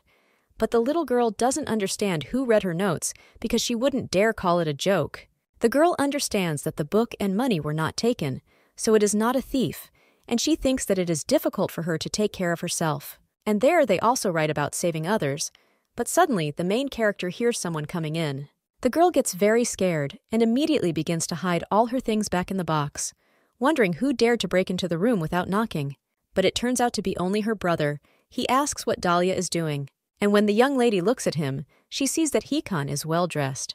And he looks beautiful, but after the guy approaches the young lady, he then thinks that he is simply criminally handsome. The main character thinks whether it can really be said that this is the appearance of a 16-year-old teenager. And the guy just looks at the book in her hands and asks what it is. The little girl immediately hides the diary, shuts you up, and thinks it's a bummer. However, Hikon after this only asks if she really thinks that he is interested in her diary. After the young lady finally puts the diary back, she turns to her brother and asks what brought him here. But the guy just holds out his hand and claims that it's time for them to move forward. Therefore, he suggests going to the ballroom. The main character then only asks if Miss Masha has already come, and the guy sighs excessively and contentedly and addresses the baby by her full name. Then he claims that he is her partner, so he should take her to the point. And the main character then thinks whether he said that he will lead her and doesn't even understand what she should do because it will be wildly strange. The young lady understands that she should not show him her dissatisfied face, so they decide to smile, but the guys only once again offer to go. After which the main character extends her hand to her brother and says that she is so happy. But the young man says that there is no need to stick. Afterwards, they enter the ballroom, where everything is decorated and there are many people. The main character looks around and thinks that this is her first score, and the heart beats wildly. But then the young lady looks at the interior of the room and thinks how beautiful it is there. But suddenly, someone approaches his lordship and thanks him for the invitation. Dahlia thinks that he is still the main star of the ball, and the popularity itself, as well as the main character, has not yet appeared. But suddenly, the baby sees the Duchess of Bluefort, and the woman notices the baby. He waves to her. Dahlia does the same in response, and then the woman comes a little closer to them. She turns to the Duke and tells him to accept her recovery. Hikon thanks her, and the woman says that she hopes in the future he will take care of his lovely little sister. The guy says that of course, and when the Duchess leaves, he says that it looks like she plans to return. The main character then looks at her brother and claims that even that is true. But then the girl doesn't understand why he fell silent. Hikon claims that the first composition will begin soon. The young lady then remembers that the teacher said that as a rule, the first dance is usually danced with your partner. Therefore, the main character wonders if her brother really wants her to not go anywhere and dance with him. Hikon then only looks away and tells her not to pretend to be stunned. And the girl thinks that this is true. And since they are partners, although she did not expect to hear such a thing from Hikon, it should be normal. Suddenly, someone approaches the guy and tells his lordship that he is certainly pleased to hear this. However, due to problems with the orchestra, the first composition will not be performed until an hour later. The guy only answers this coldly and briefly, which is understandable. After this, the guy says that then the baby can take a little walk and just don't leave the ballroom. After all, he still needs to introduce her to Adelicia Benitez, and the young lady thinks that she hasn't come yet and then agrees with her brother. And the guy, following her with his eyes, then turns around and leaves. The main character immediately after this resorts to the Duchess, and then thanks her for coming such a long way, and she is so happy. The woman then just grins and says that she promised. Then she claims that she heard that the baby finally had a maid of honor. And the girl replies that yes, and she was told that this is Lady Adelicia Benitez, and perhaps the Duchess are familiar with her. The woman claims that she has never heard of this name before, and the main character then says that it is clear that the Duchess claims that, however, she has not appeared in high society for a long time. After which they continue their conversation about the woman, then claims that, by the way, although she only found out about it yesterday, His Highness the Second Prince has disappeared again. The young lady realizes that this is one of the two sons of the Emperor, namely Cedric. He was not the love interest in the labyrinth of Ouroboros, but during the events of the game, he was in the stage of magical awakening, and no words are enough to describe all his beauty. There are even rumors that he has a real fan club in the palace, and many female fans even asked to create a separate route for him.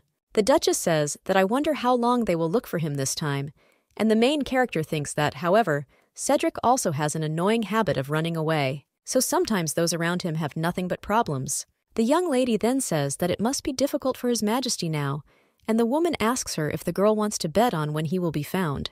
The little one replies that yes, and that sounds fun. A short time later, the Duchess turns to the little girl and says that maybe it would be better if she talked to other people. Dahlia says that of course it's true, but it's much more fun with the Duchess.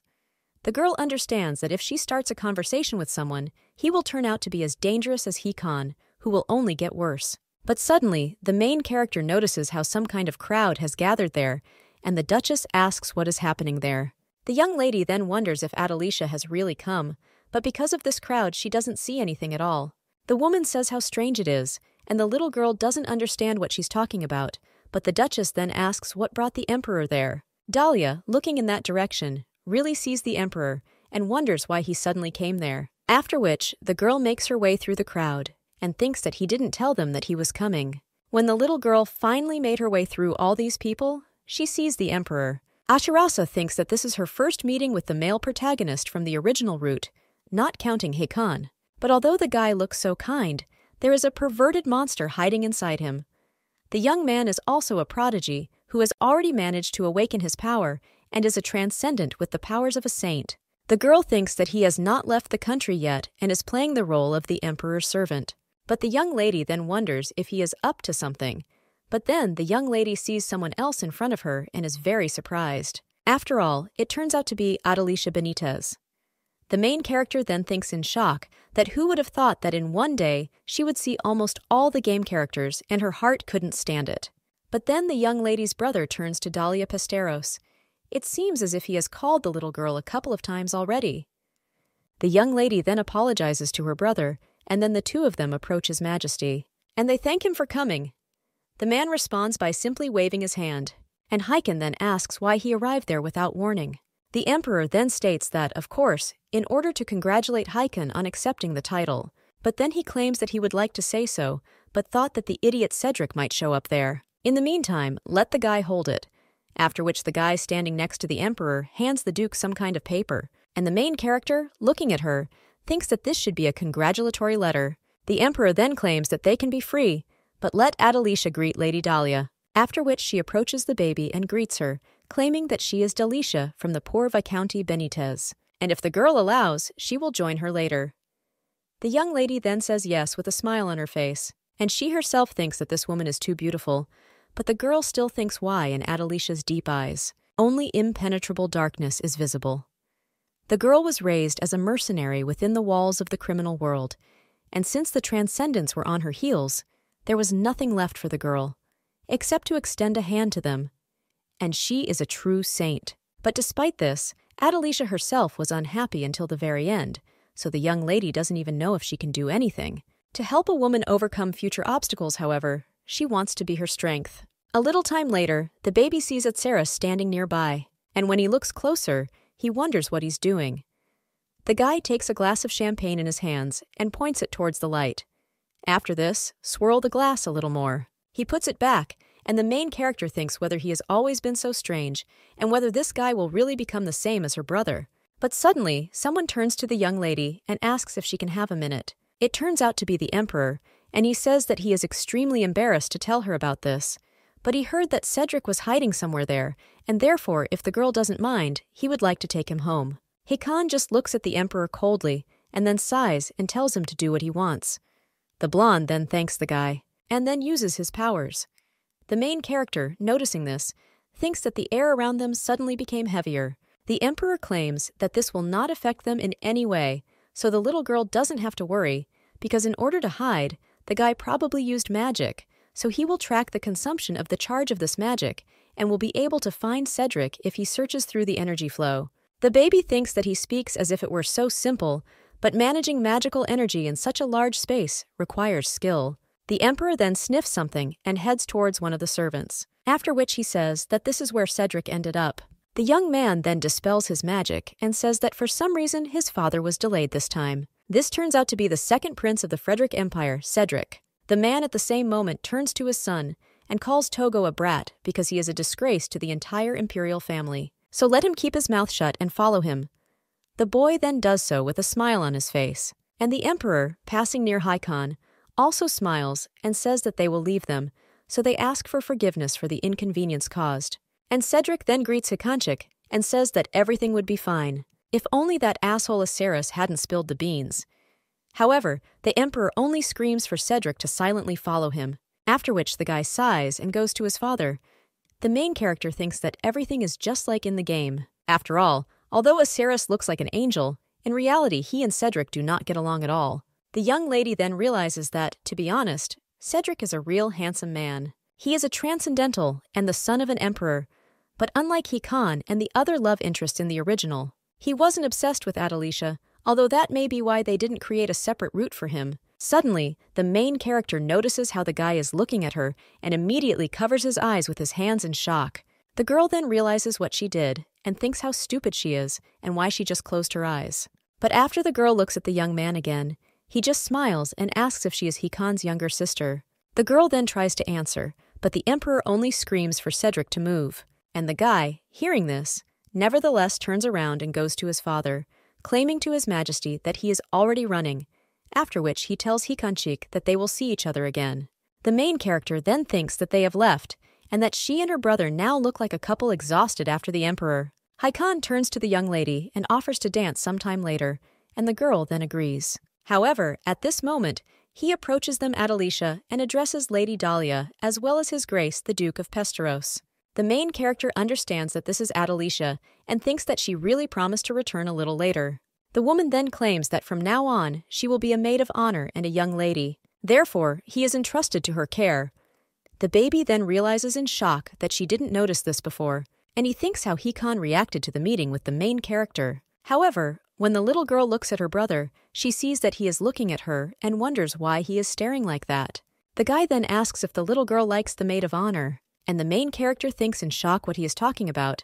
The girl looks a little more in shock at her brother, and then he immediately starts shaking his head and says that of course not, and she's just great. Haikon then says that's great and then turns around and leaves. The little girl in shock thinks whether this situation is not different from the original, and is her brother really indifferent to Adelicia. But the girl understands that if Hikan is not obsessed with Adelicia, then the story will not advance. This means that the young lady will definitely be able to survive. But suddenly, the girl realizes that she is not alone there. Therefore, the little girl asks Lady Adelicia for forgiveness, because for a moment she thought about her own things. The woman tells Lady Dahlia not to worry, because if she is unhappy with her, she will try to fix it.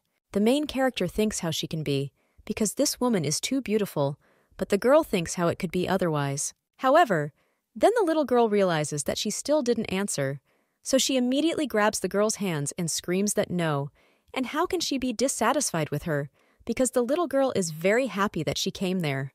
The main character then asks to call her simply Dahlia, and the woman watches how the baby picked her up by the hands and then addresses the main character. And with a smile on her face, she thanks Dahlia for these words and asks to address her informally. The young lady thinks that even though the woman is her maid of honor and they have only known each other for a day, she is very happy. But then the little girl remembers the Duchess, and after that turns to Adelicia. And she says that if Adelicia doesn't mind, she would like to introduce her to the Duchess of Bluefort.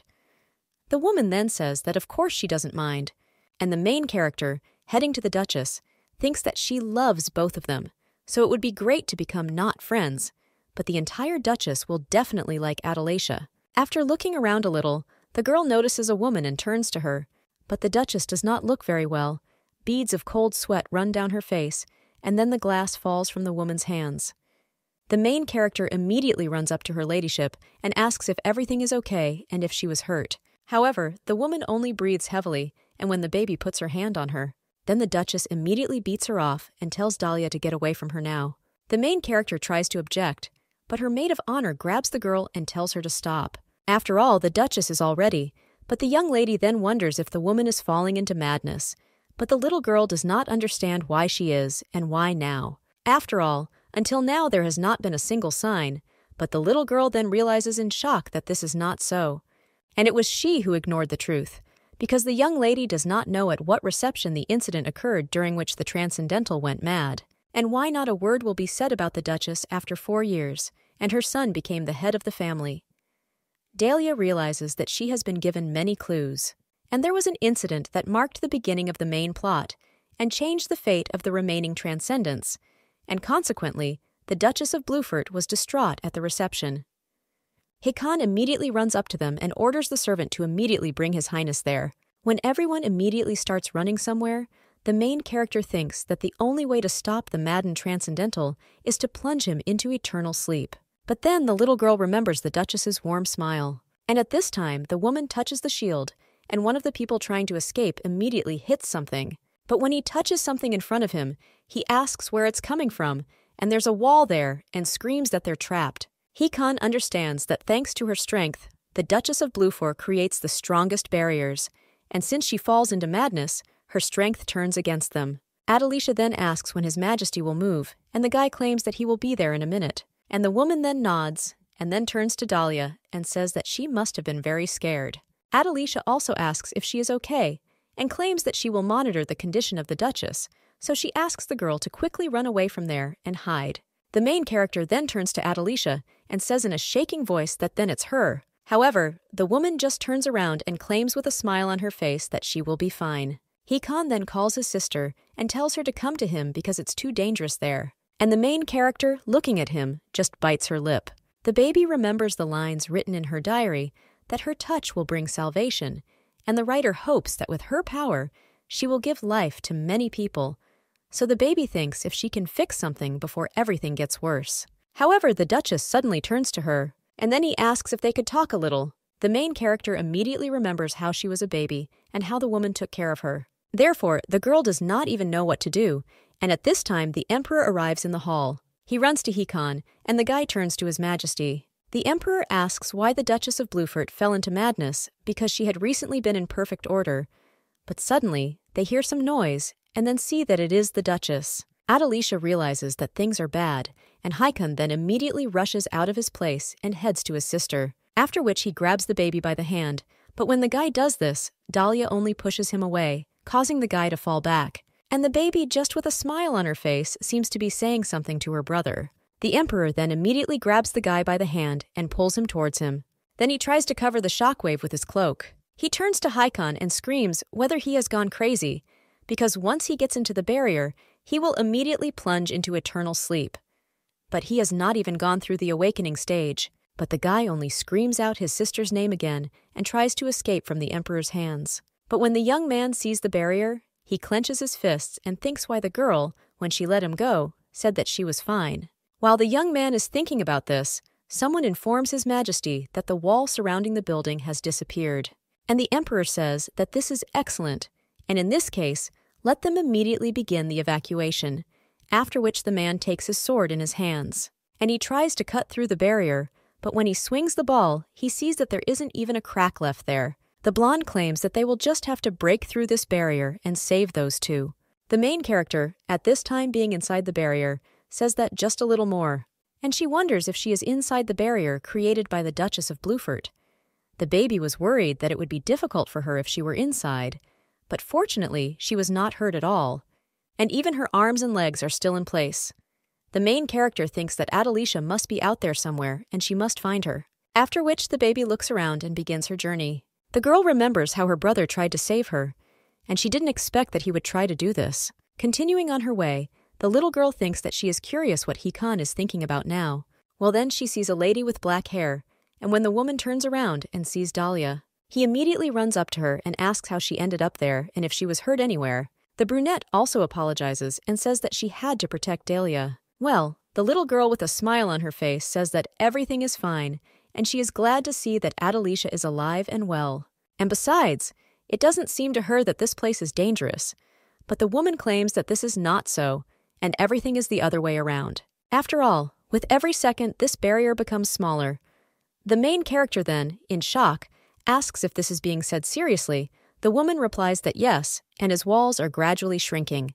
The girl then thinks that they will simply be crushed, and this is already serious. The brunette tells the little girl to calm down because they will definitely find a way out, after which she begins to think about something. The main character then says that if they still haven't found a way out, then why don't they find the Duchess of Bluefort? The woman then thinks about what the baby is talking about, and Dahlia says that if the barrier continues to decrease, then in the end, they will find her, and also a solution to the problem. Adelicia then just nods and they head off to search. As the brunette follows the young lady, she looks at her from behind while her heart beats a little faster. The little girl thinks she wonders what the Duchess is like now, and when she comes a little closer, she sees her. A woman stands in the middle of the barrier without her mask and looks into the distance, after which she turns to the young lady and smiles bitterly. The main character immediately wants to run up to her ladyship in excitement, but the brunette tells her to wait if Dahlia comes too close. However, the Duchess does not give it to the young lady. Finish and says, "What does she mean, Lady Adelicia Benitez? But how unfortunate it is that they met under such circumstances." The woman then looks a little sadly at the floor and claims that she created this place in order to restrain her powers and make it impossible to penetrate these walls.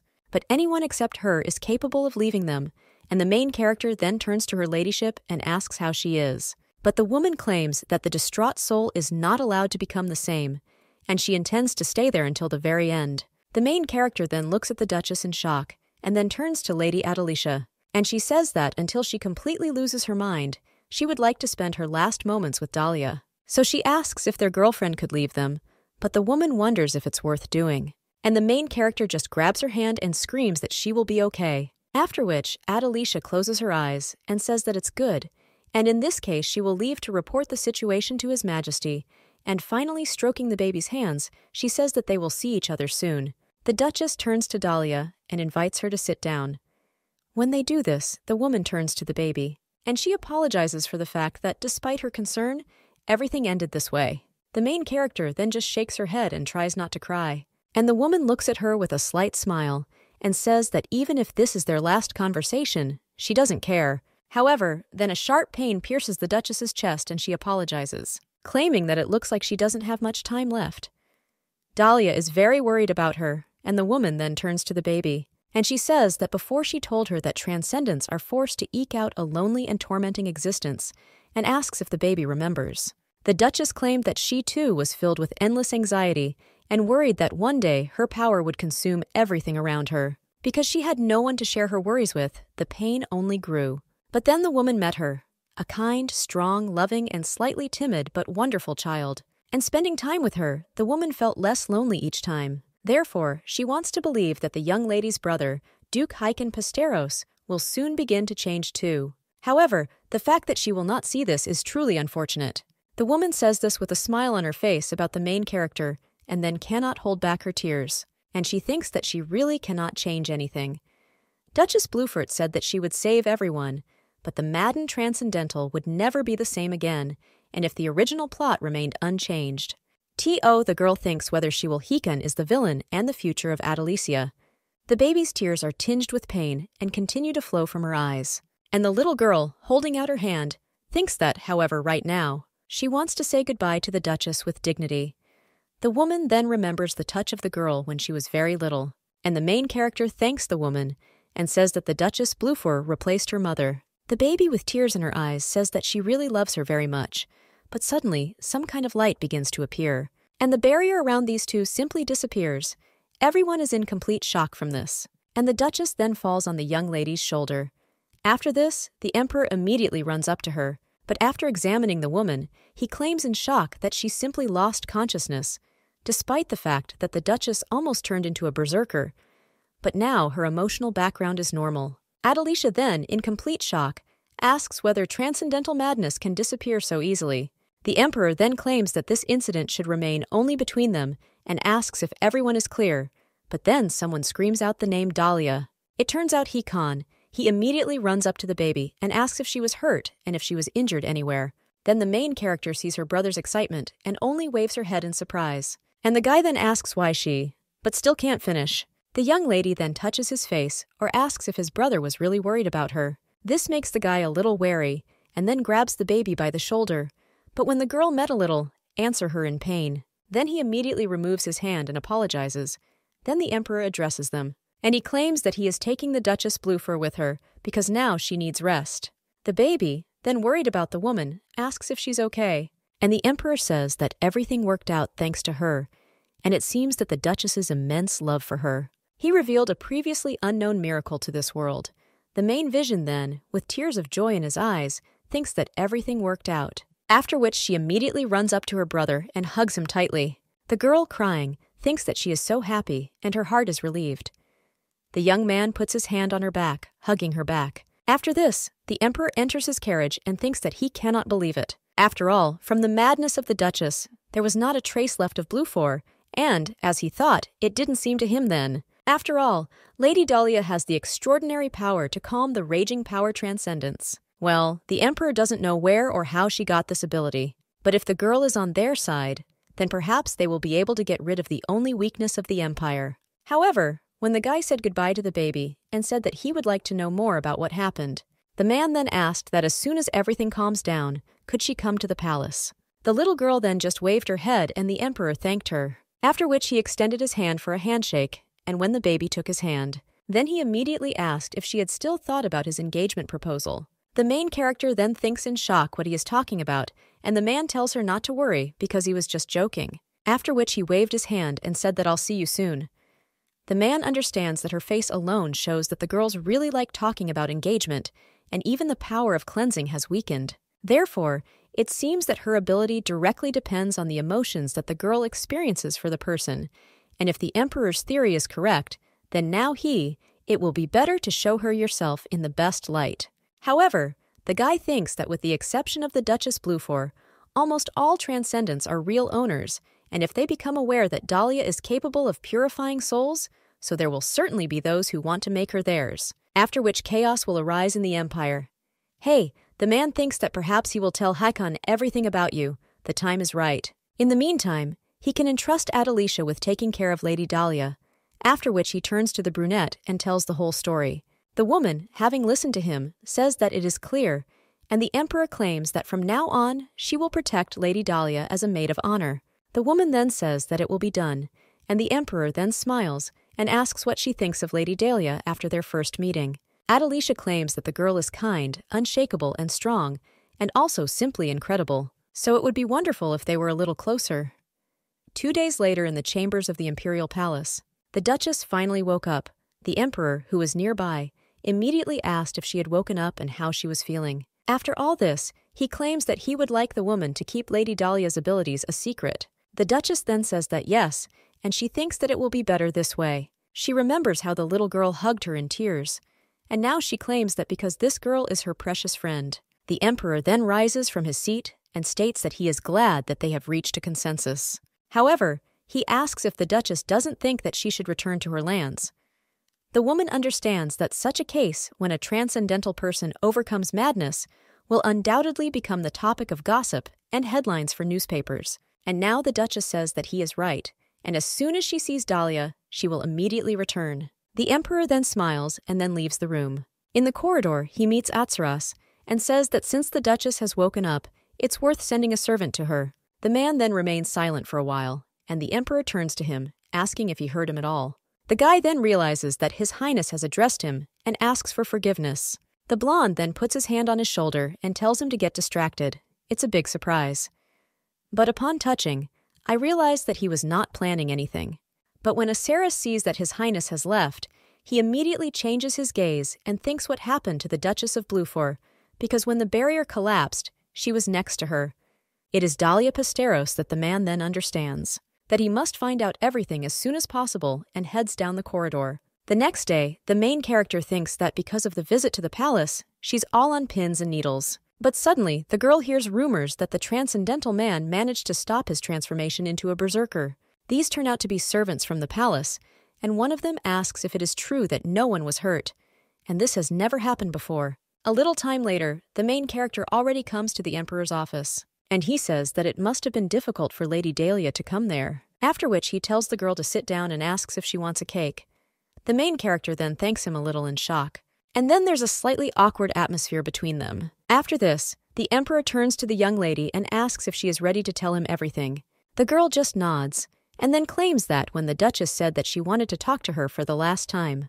Then she met her in the very center of the barrier, and when they finished, she hugged her, and at that moment a blindingly bright light suddenly appeared, after which the Duchess of Bluefort came to her senses. The Emperor then claims that the more details he learns, the more incredible everything seems. And the little girl then claims that, however, something haunts her, and this is why the Duchess so suddenly fell into madness, because aren't the souls of transcendence usually destroyed gradually? The man claims that this is a good question, and in fact, he and he himself are concerned about it.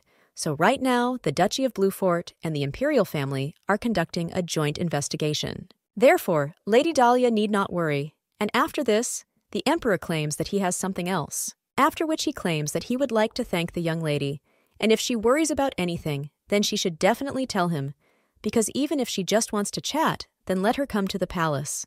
The main character is then in shock, wondering if it was possible and wondering if they are laughing at her.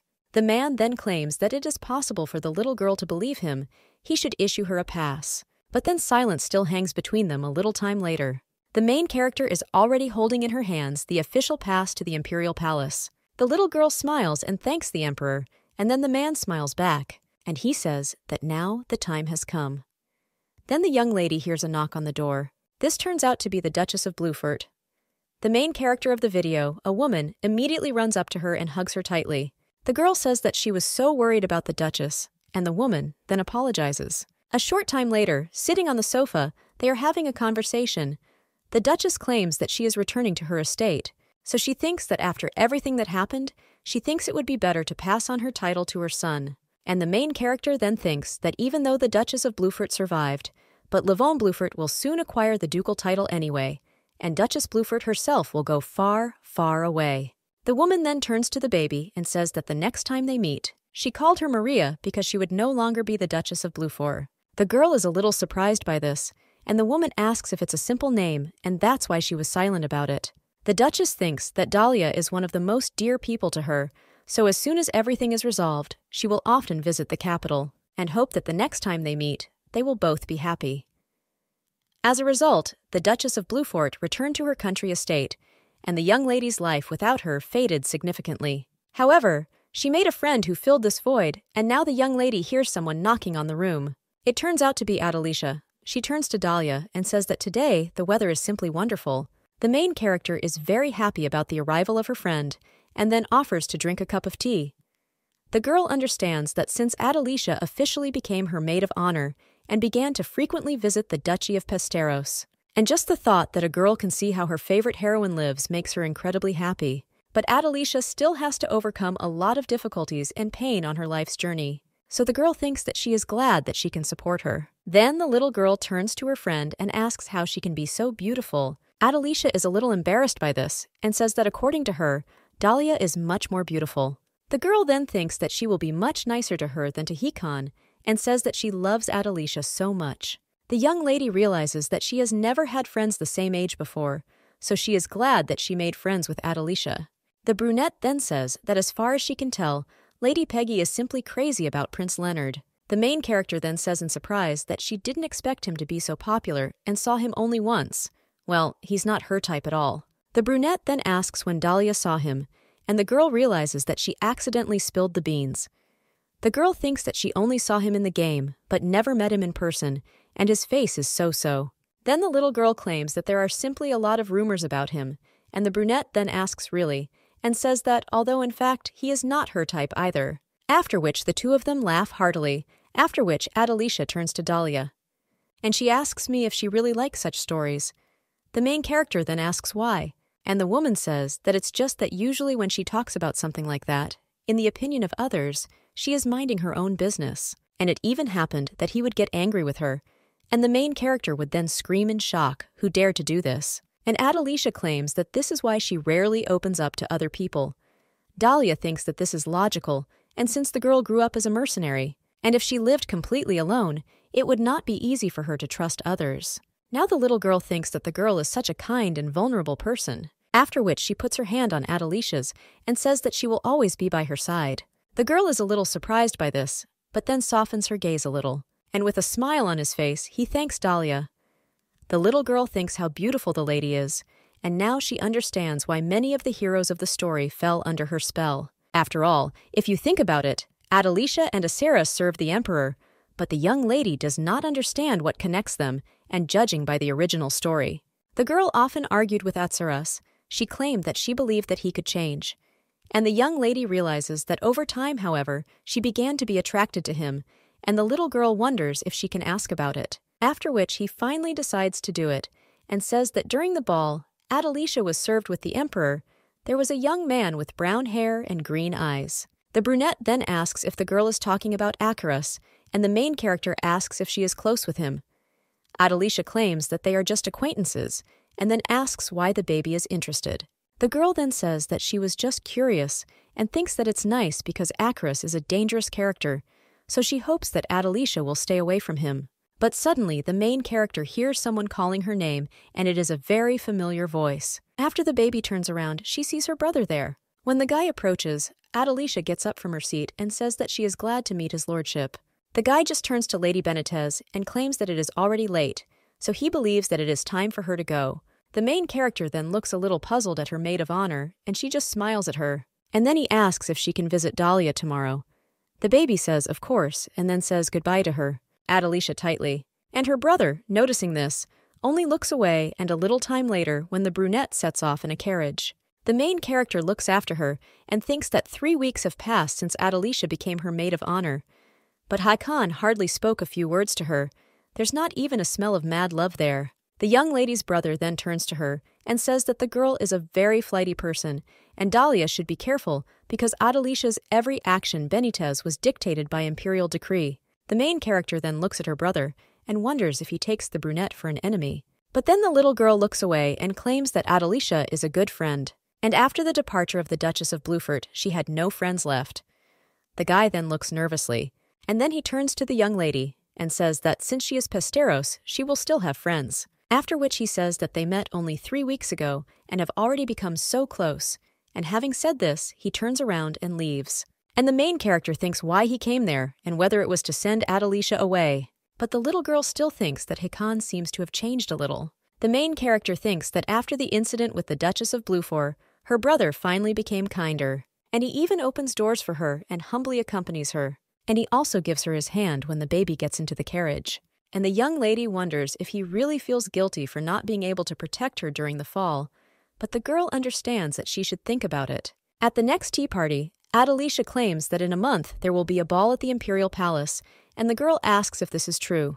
The brunette claims that they say it will be dedicated to the Crown Prince's birthday, and asks if this will not be the young lady's first reception outside the estate. The little girl replies that yes, and the woman then claims that she thinks it would be nice if Dahlia had a tea party before the reception, because it would be better to make new acquaintances before that event. The girl then asks if Adelicia will come if she invites her.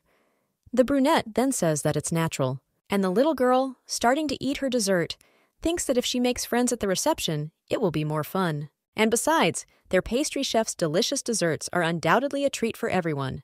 Well, the girl then asks if she should tell her brother about this.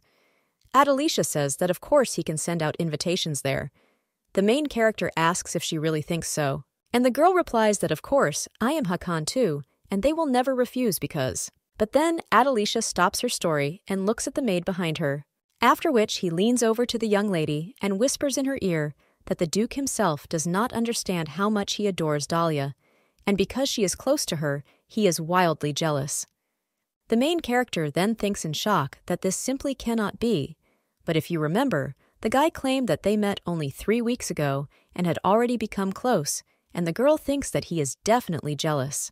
The young lady even then thinks that her brother is still a cutie, and does this really mean that her efforts have finally borne fruit, and the girl thinks that if she saves money, it will become easier to leave the estate, but Dahlia wonders if everything will be okay, because until that moment she was only thinking about herself. However, the little girl thinks about what to do with Hakan and the others.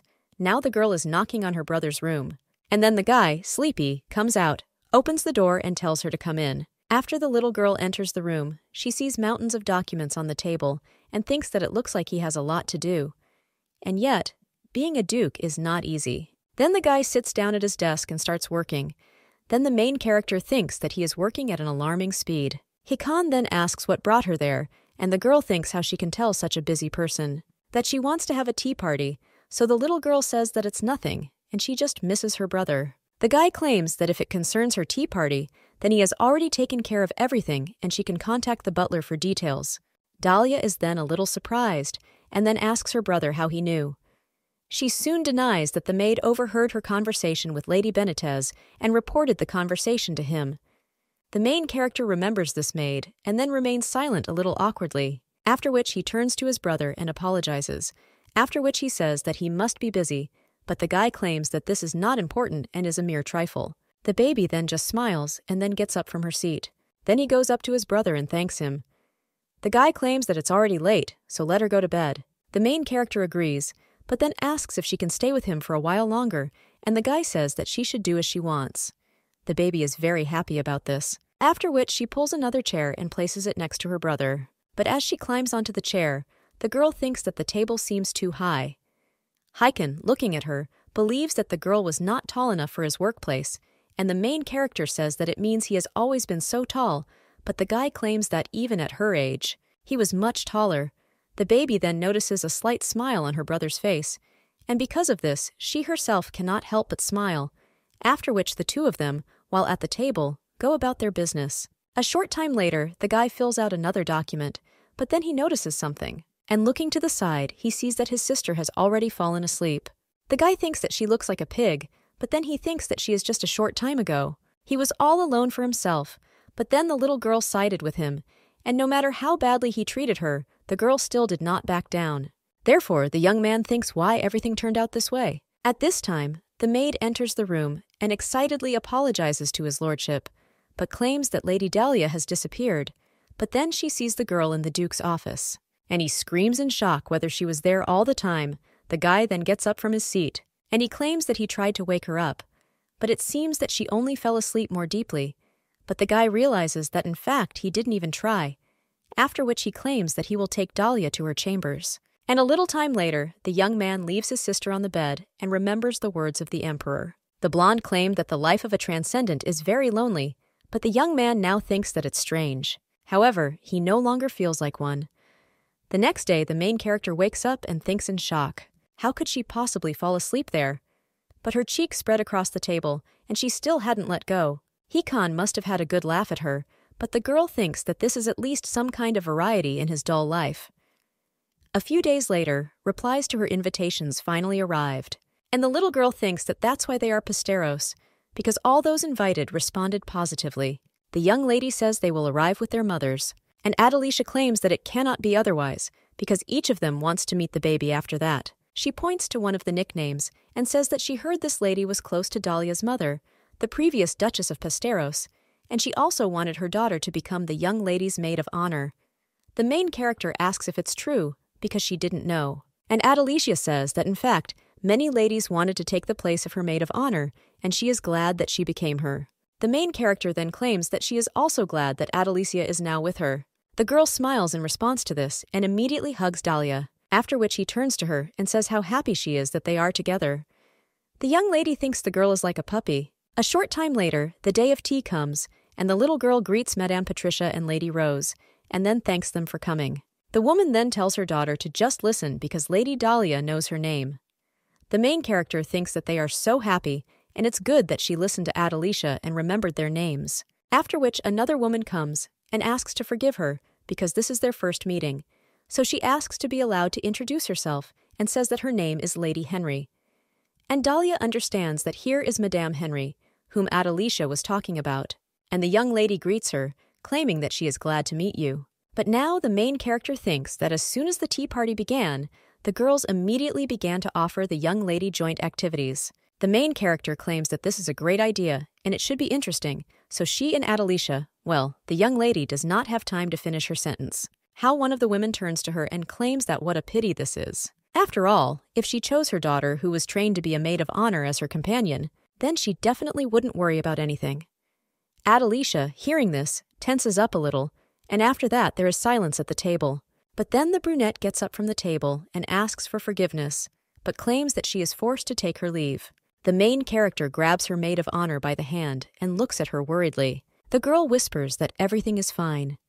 When Adelicia leaves, people at the table immediately begin to whisper. One of the women claims that she must admit that she is a little disappointed that Lady Pesteros' maid of honor was a girl from the Benitez house. And another woman claims that they say the girl is ready to do anything to win the favor of His Majesty.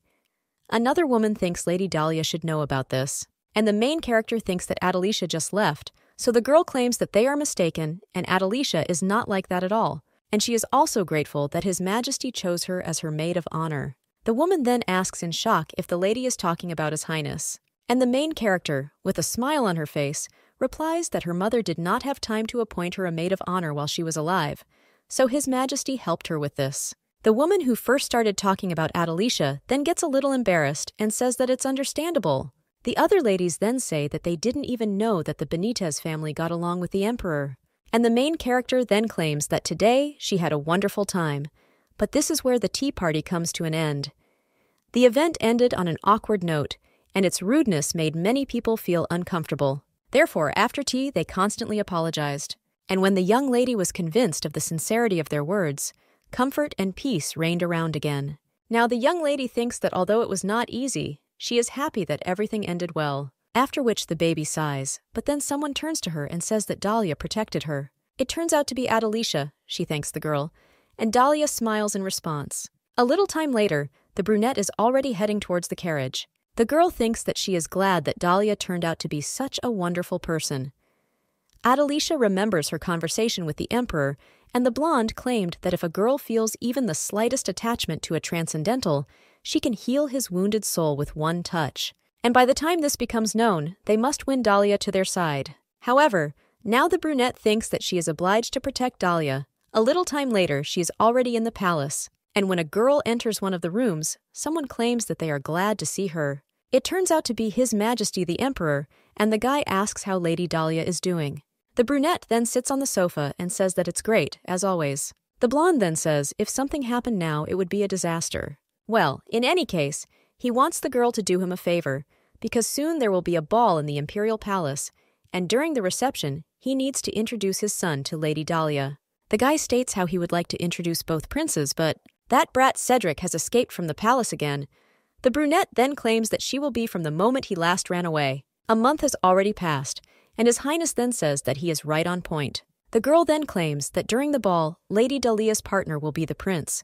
The operator replies that no, and Khan will never allow this. And the emperor then claims that it is Adelicia who will go to the ball with Leonard. The girl then asks if he is serious and thinks that it's not enough that she received the honor of becoming a lady-in-waiting of one of the 4 ducal houses, but now she also has to dance with the crown prince. The man claims that yesterday he assigned a new title to the Benitez family, and from now on the girl is the daughter of the count. Adelicia thinks why did he do this so suddenly and asks about it. And the man claims that Lady Dahlia visited him yesterday.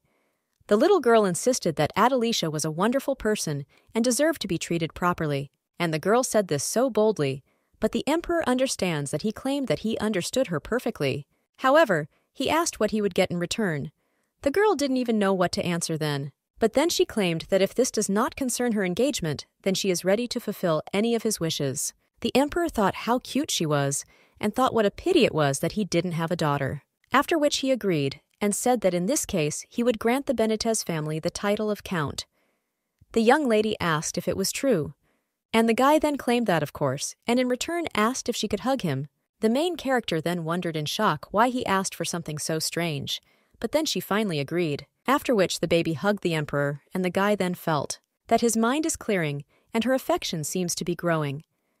After meeting Dahlia, the blonde began to feel changes. His daily headaches disappeared, and there was no trace of the desire to plunge into eternal sleep.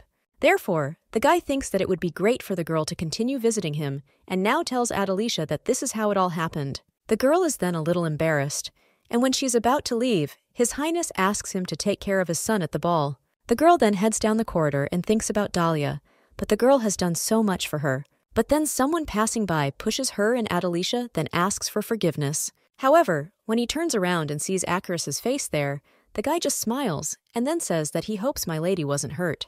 The girl sighs and says that this is nothing, and Atceres then says that she probably arrived there because of the upcoming score. But then, seeing that the girl is not going to answer, he apologizes for the rudeness, but claims that he has to bow out and then leaves. The The guy with a confident smile on his face thinks that he will soon meet Dahlia Pasteros. Indeed, on that day, the transformation of the Transcendent into a berserker suddenly stopped, and Dahlia was involved in this, so he needs to collect as much evidence as possible.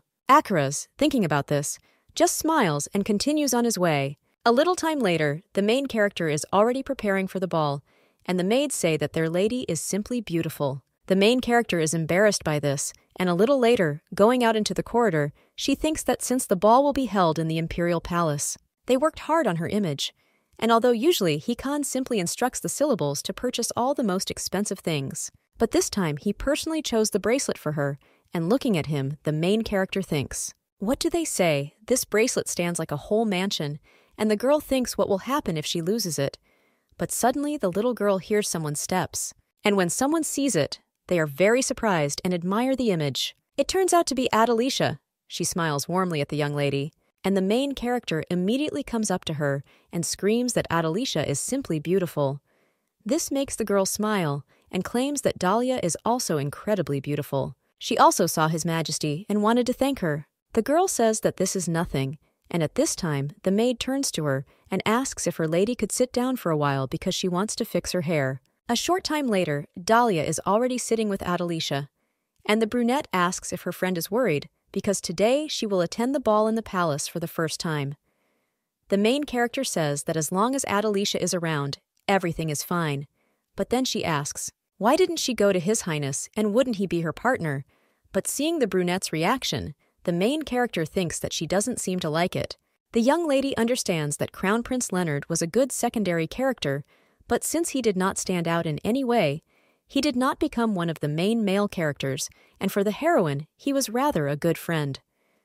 The brunette claims that she just needs to arrive at the palace an hour before the reception starts, and then she says that as far as she understands, the baby is dancing her first dance with the Duke, and the girl answers yes. And Adelicia then asks if she could give her second dance to her, and the main character then thinks that in this world, girls are not forbidden to dance together. After which she claims that yes, and she will happily dance with her. Adelicia then says that, by the way, she has a gift for Dahlia, and the main character asks if she has a gift. The woman replies that yes, although to be precise, this is her gratitude, after which she hands over a box of gloves. The main character looks at them, and the brunette claims that she carefully selected him, and then asks if the girl likes it. Dahlia says they are beautiful, and then thanks Adelicia, after which the baby puts on gloves, and he says that they fit like a glove, and Adelicia, looking at the girl, takes her hand, and he claims that these gloves will certainly protect Dahlia. The main character smiles in response to this, and says that she will take care of them. After that, they say goodbye, and the girl thinks that since Leonard was in the palace, Adelicia had to leave first, and she languished in anticipation of Hikan. Now the main character thinks that after that incident when she fell asleep, they almost didn't see each other, and she'll be lucky if today they can exchange at least a couple of words. Well, then the girl sees that the guy has already arrived, and he is very well dressed. Dahlia thinks how handsome he is, and then greets her brother. Well, he just remains silent and looks at his sister. The baby wonders why he's staring, and did he really realize all her beauty? But the guy claims that he was just surprised how short the girl is, and the main character then thinks what she was expecting. But the guy then extends his hand to her and invites her to go. And the main character, looking at her brother's handsome face, agrees, after which they go outside. The girl thinks what if he scolds her for the problems that have arisen, after which she talks about that situation at the tea party and apologizes. The young lady's brother says that she is great, and the girl is surprised by this and asks what he is talking about. Well, the young man claims that despite the fact that the guests were rude, she was able to rein them in, and this is an excellent job. So he pats his little sister on the head and says she's smart. And the main character smiles in response to this. Or a little time later, they are already near the ballroom. She and her brother are welcomed with the rest of the aristocrats and then give gifts to their family. The girl claims that it seems that gifts have arrived there from all over the continent, and opening them will be very difficult, but she is still happy. But the girl then remembers something important and turns to her brother and asks when his birthday is. The guy then, in response to this, asks his own question, why does she need this, and claims that his birthday was in the winter. But don't let the baby worry, because the next one is still far away. The main character then wants to talk about her birthday, but the guy claims that it was in June and apologizes for not being able to congratulate her. The baby then asks in shock how he knew, but then someone addresses them. and he asks if this is Duke Pasteros. A couple of aristocrats then claim that they are honored to meet him, and the man then says that there are a lot of rumors about what happened at the title ceremony, and who would have thought that the Duchess of Bluefort. The man also claims that he hopes nothing will happen this time, and the woman then turns to the young lady and says that the rumors that are coming out that she is inseparable from her brother are true, and the baby is so cute. Therefore, the Duke should be happy. The main character then thinks that they are a bit of a group, but since today is a holiday, she will have to keep quiet. After which the little girl says that yes, well, what if her brother turns to the Viscount and says that he would be better off keeping his filthy tongue shut? The man then looks at the Duke in shock and asks what he is talking about. Well, the brother of the main character says that even if every word he uttered turned out to be true, but why should they hear such things from them? And the main character, who guessed the okay, pulls her brother's clothes. After all, he thinks that it's been too long before he apologizes and says that they are very sorry because they were wrong. The guy insists that in future, they should be careful with their words. Then he turns around and tells Dahlia that they are leaving. Then they head away from these aristocrats. Then Hikan says that Dahlia should put it on her nose that her last name is Pasteros, so the girl should not tolerate such rude behavior. The main character then just giggles at this, and his brother asks why she is laughing. The little girl, with a smile on her face, says that when she saw her brother in anger, she remembered her behavior during the tea party. The guy then just looks at her silently, and the baby starts giggling again. When they are already in the ballroom, the little girl looks in shock at all the sweets and thinks how delicious everything looks, after which she turns to her brother and asks if she can eat. The guy tells her to do as she wants. And after that, the little girl already tries one of the desserts and thinks that this is such happiness. After which she turns to Haikun and asks if he wants to try, but the guy says that it will be okay. Little Zhenya pays attention to this and continues to eat the treats. But the young man then hands her a napkin and says that she is all dirty. The main character then thanks her brother, and she herself thinks how ashamed she is. A little later, music starts playing in the hall, and the main character thinks that it looks like it. It's time for the first dance. Today, she's dancing for the first time at the ball. The little girl looks at her brother and thinks that this time he will never step on his foot. The guy tells her to calm down, because even if the baby steps on his foot, it still won't hurt him. And then these two begin to dance. The girl then turns to her brother and asks if today is also his first time dancing at the ball. Hikan replies that no, and the little girl says that for some reason she thought so. The young man asks why, and the girl says that the word "for the first time" does not suit him at all, because no matter what he does, he always answers that it is a mere trifle. Hikan then looks a little puzzled at the young lady and remains silent, and the girl just starts laughing. The guy then asks what's funny, and Dahlia claims that it's nothing, and she didn't think that it would be so fun to tease Hikan. But then the guy feels the baby step on his leg, and their main character realizes this in shock, after which he asks for forgiveness, but the young man says that this is nothing and then turns to the baby. And she says that she has an incredible talent for trampling other people's feet while dancing. Hikan in shock and thinks that she can't believe it because her brother just made a joke. But suddenly, the girl unintentionally steps on his foot again.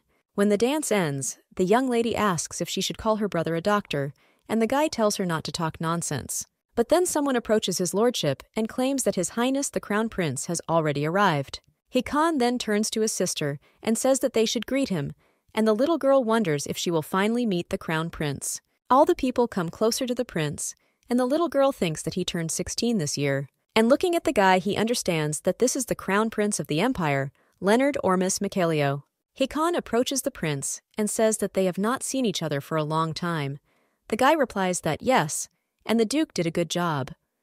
The main character wonders whether it seems, or in reality, he looks much better than in the game. The guy apologizes for being so late because his partner turned out to be such a wonderful interlocutor that he didn't notice how time flew by. Hikan says that he is glad to hear this, and the little girl thinks that judging by Adelicia's smile, she is enjoying the reception. The Crown Prince continues to carry on the conversation, and the main character thinks that these conversations are making her ears droop. And it looks like Leonard has no bones in his tongue, and besides, Dahlia never manages to congratulate him on his birthday. The young man claims that after all Hikan is just something, and they are the same age as him, and he has already become a duke. Therefore, he cannot wait to receive the throne. The main character then thinks what a fool he is, because he seems to hope that his father will quickly fall into eternal sleep. And the prince then claims that he was babbling about something and asks them to enjoy the holiday. Dahlia then bows and thanks His Highness, while the guy looks at her. She says that she is the same lady from the rumors. The main character thinks what he is talking about, and the guy then extends his hand and offers to try and continue to live an ordinary life since it has become so unusual. The baby then shakes his hand, and after the guy leaves, he says that they will see each other again. Adelicia comes up to Dahlia and says that among all today's authorities, there is no one who would be more beautiful than the girl, so she asks you to enjoy this wonderful event.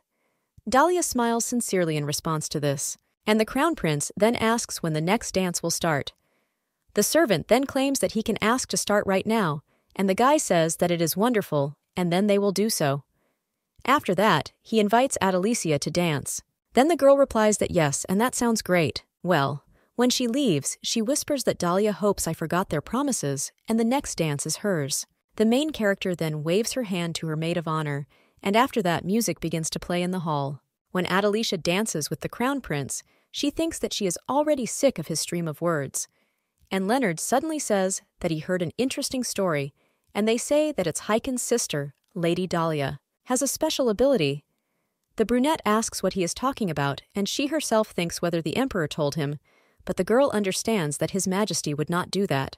After which she asks what kind of ability this is, and the guy claims that the girl will be able to return distraught transcendence to normal. Adelicia then asks who told him about this, and the crown prince claims that it was a Saras. The woman then asks where he is now.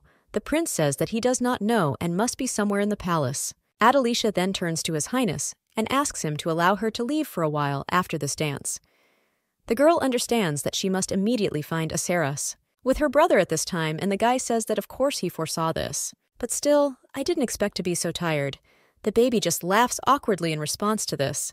And then she turns to her brother and says that she promised Adelicia the next dance, and the guy then says okay, but asks if she should find a girl first.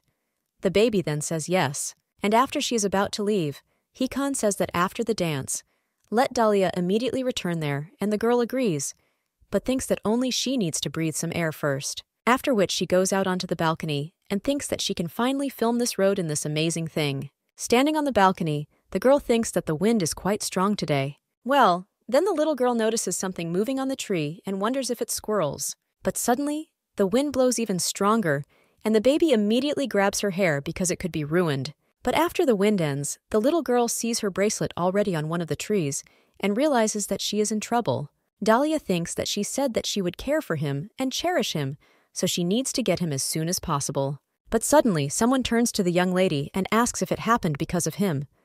The baby then begins to look around and sees someone sitting on a tree. The second prince. The baby is a little embarrassed and thinks that it is Cedric.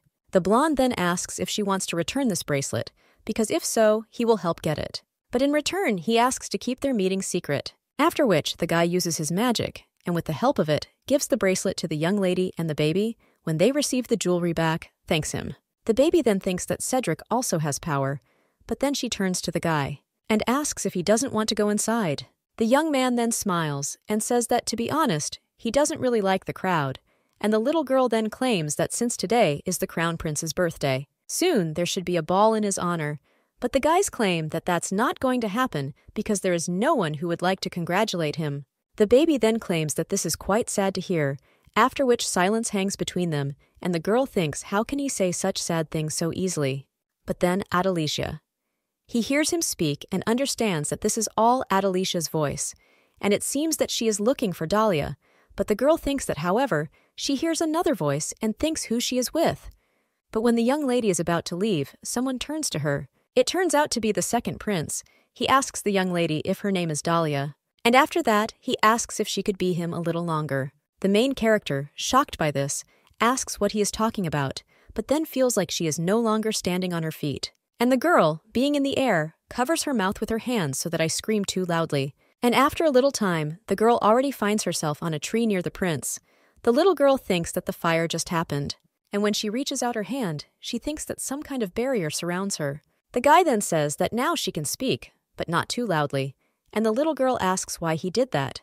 The blonde says that he doesn't know why, but just talking with her makes him feel happier, and after that he points to the couple standing below. It turns out to be Adelicia and Acris, and when the young lady sees them, he then asks what these two are doing. The prince then claims that it seems he has just discovered his weakness, and the main character thinks, what kind of face is this? Adelicia then asks how Atzeros knew about this, and the man replies that no matter how you look at it, it becomes obvious that it was Lady Dahlia who saved the Duchess of Bluefort. And even though he was not completely sure of this, thanks to Lady Adelicia, his guesses were confirmed.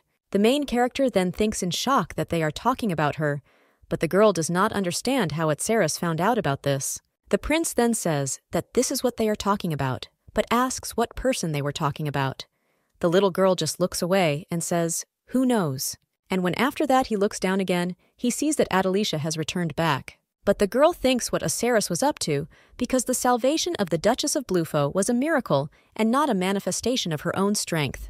While the little girl is thinking about this, the prince claims that he will probably go and then gives her a magic stone. The main character asks what it is, and the second prince claims that this is a stone that has magical powers, and if you break it, then the baby will immediately go down. The main character thanks the prince, and after that he disappears, and the little girl thinks that he has disappeared. But then she looks at the crystal and wonders if it's warm because of magic.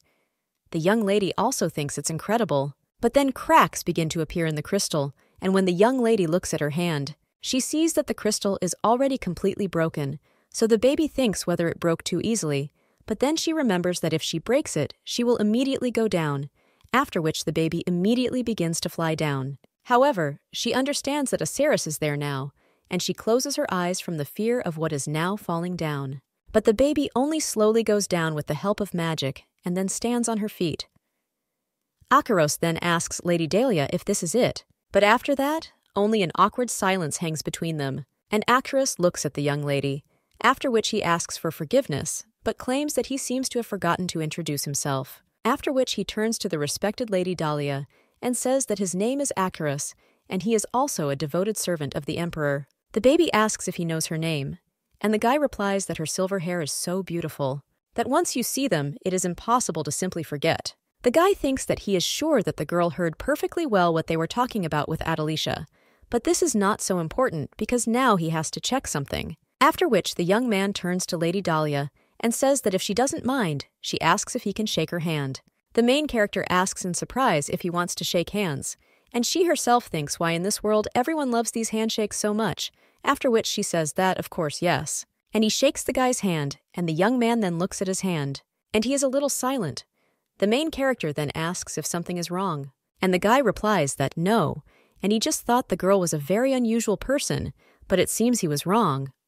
The baby then asks what he's talking about, and she thinks that she doesn't understand what he's talking about, but she's still offended. Adelicia's voice, and when the girl asks if anyone has seen Dahlia Pesteros, the main character realizes that Adelicia seems to be looking for her, and Atzeros then claims that they are only in the middle of their conversation, and the baby probably has a lot of questions for him, and the main character thinks that yes, and the man claims that it's written all over her face. The baby then claims that it's not, and then asks her to excuse her and tries to leave, but Akaros blocks her with his hand and asks if they could talk a little more, but the main character replies that no, and claims that she is asking him to get out of the way. The guy only smiles nervously in response to this, but then they hear someone's voice, Adelicia's voice, and the woman asks if Dahlia is there. Akaros then sighs and turns to Lady Dahlia. Then he asks to forgive him for his rudeness, and at the same moment, he grabs the girl and then jumps with her over the balcony. The main character is shocked and thinks that they will fall, but this does not happen. And the guy just grabs the ledge in the building. He hears Adelicia coming, and the woman claims that she definitely heard the girl's voice. After that, she finds a hairpin on the floor and says that it belongs to Dahlia. The woman then screams for the rumors to immediately call Duke Pesteros. And Atzeros thinks that he is doomed and all his plans are down the drain, after which he lets go of his hand and jumps on the ground with the young lady. Then the guy says, who would have known that the girl would drop her hairpin? And this is incredible.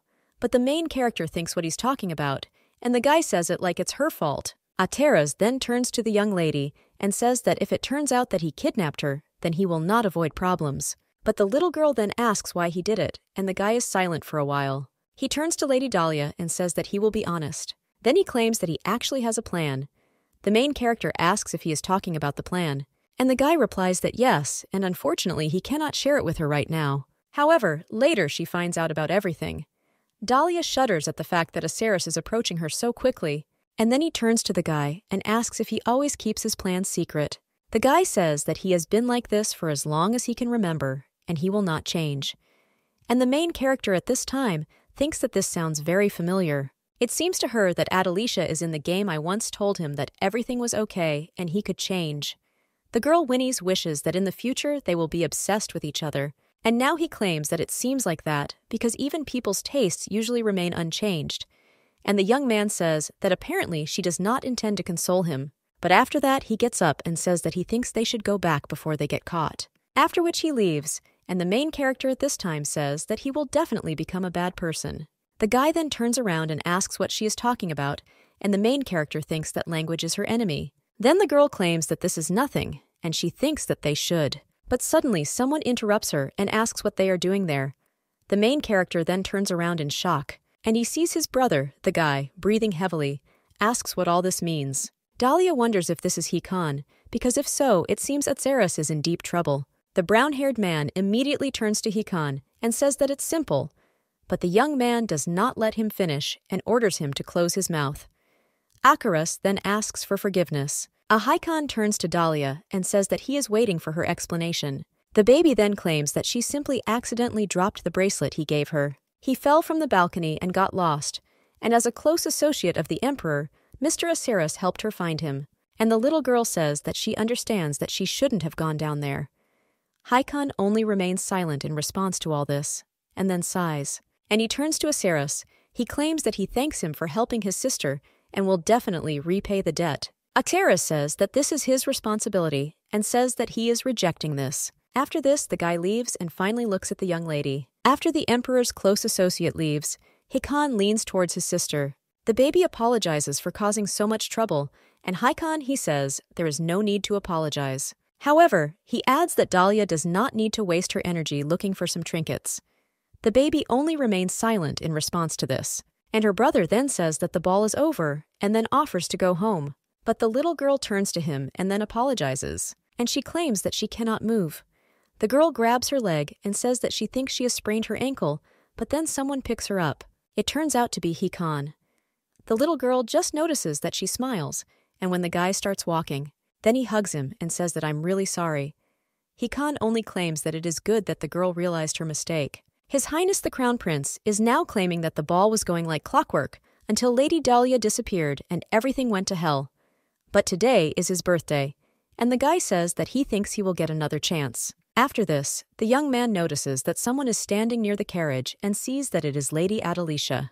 The guy asks if something is wrong, and the girl replies that there is no, and it's nothing, after which she turns to Sir Leonard. And he puts his hand on his leg. The guy shudders a little, and blushing asks which one. And the brunette says that she hopes he will listen to her. Then he says that this concerns Lady Dahlia, with whom he spoke before the dance. And the girl asks if he could keep what happened a secret, because as Lady Dahlia's maid of honor, I wouldn't want rumors to float around, even if they are not truthful. This makes the guy a little more embarrassed and screams that of course, since the girl wants it. The brunette then smiles and thanks him, and the guy then says that he hopes she doesn't mind having a cup of tea the next time they meet. At this time in the palace, Asiris collects his things and thinks that this is all, and then he should set off. But suddenly he hears someone's steps and turns around. But before he even has time to understand who it is, they immediately grab him by his clothes. It turns out to be Adelicia. She asks the guy what the hell he's doing because he's scurrying around like a rat. The young man, in response to this, only smiles and asks if something is wrong, because it seemed to him that the girl had settled down quite well as a countess, and asks if her old habits have returned. After which the young man asks if he is right and addresses her as Countess Adelicia, and then asks whether he should better call her Estia. The woman is surprised by this. The guy just pushes her hand away, after which she claims that she seems to like living under a new guise, and then says that it's time for him to go, and maybe they will see each other again. Then the guy says goodbye, but Adelicia is not going to let him leave so easily, so she screams for him to wait, and asks if the guy really thinks that she will let him leave so easily. The young man then snaps his fingers, after which an explosion is heard from behind, and when Adelicia turns around, she sees that a giant bird is already there. The guy heads out the window and then sits on a bird created with the help of magic, after which he sets off on it, and the brunette, left alone, bites her lip and hits her hand against the wall because she understands that she still missed him. Atzeris thinks that nothing special happened while shaking the girl's hand. However, when he stopped her from falling from the balcony, his mind began to clear up, and now he is confident that it was the girl who stopped the conversion of the Duchess of Bluefort, and one day Dahlia will become his. And then, using her holy power, the guy will awaken all the transcendents and drive them to madness, gradually pushing the Frederick Empire to the edge of the abyss. But then the guy grabs his heart. However, he hopes that he will soon be able to see the empire burn in flames. And after 3 years, he and the girl will meet again. After 3 years have passed, then Dahlia, looking in the mirror, realizes that she has matured and is now 16 years old. The girl thinks that even though her peers are much taller than her, she will certainly grow up. A lot has changed over the past 3 years. Acharaz became the pope of a neighboring country, and even though in the labyrinth of Ouroboros, he was destined to become the pope of the Holy Empire. But now, this happened earlier than in the game, and it seems that the appearance of a young lady in this world influenced the events. After all, according to the story, after Acharaz became pope, he began to use holy power to heal people, and his mind began to rapidly collapse. But the girl understands that, unlike the original, Acharaz is not very close and friendly with Adelicia, so the little girl doesn't think that there will soon be fights between them. At the same time, it is gradually growing in a couple of days. Hikan will turn 19, and the girl thinks that even though his strength has not changed at all, but in 3 years, the guy became much more beautiful.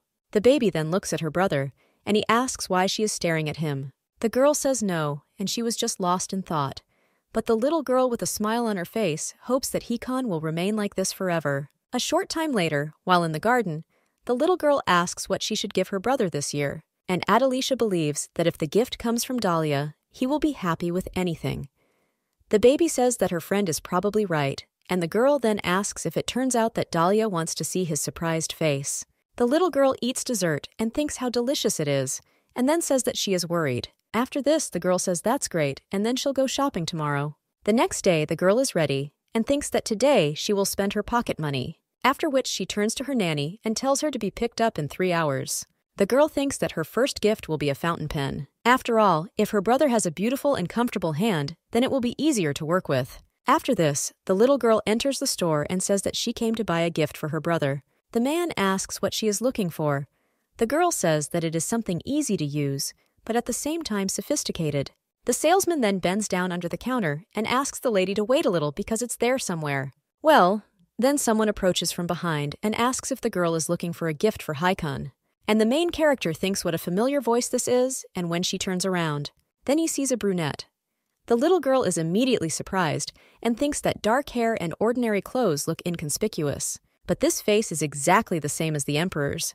The baby is then about to cry out to His Majesty, but the guy just tells her to be quiet.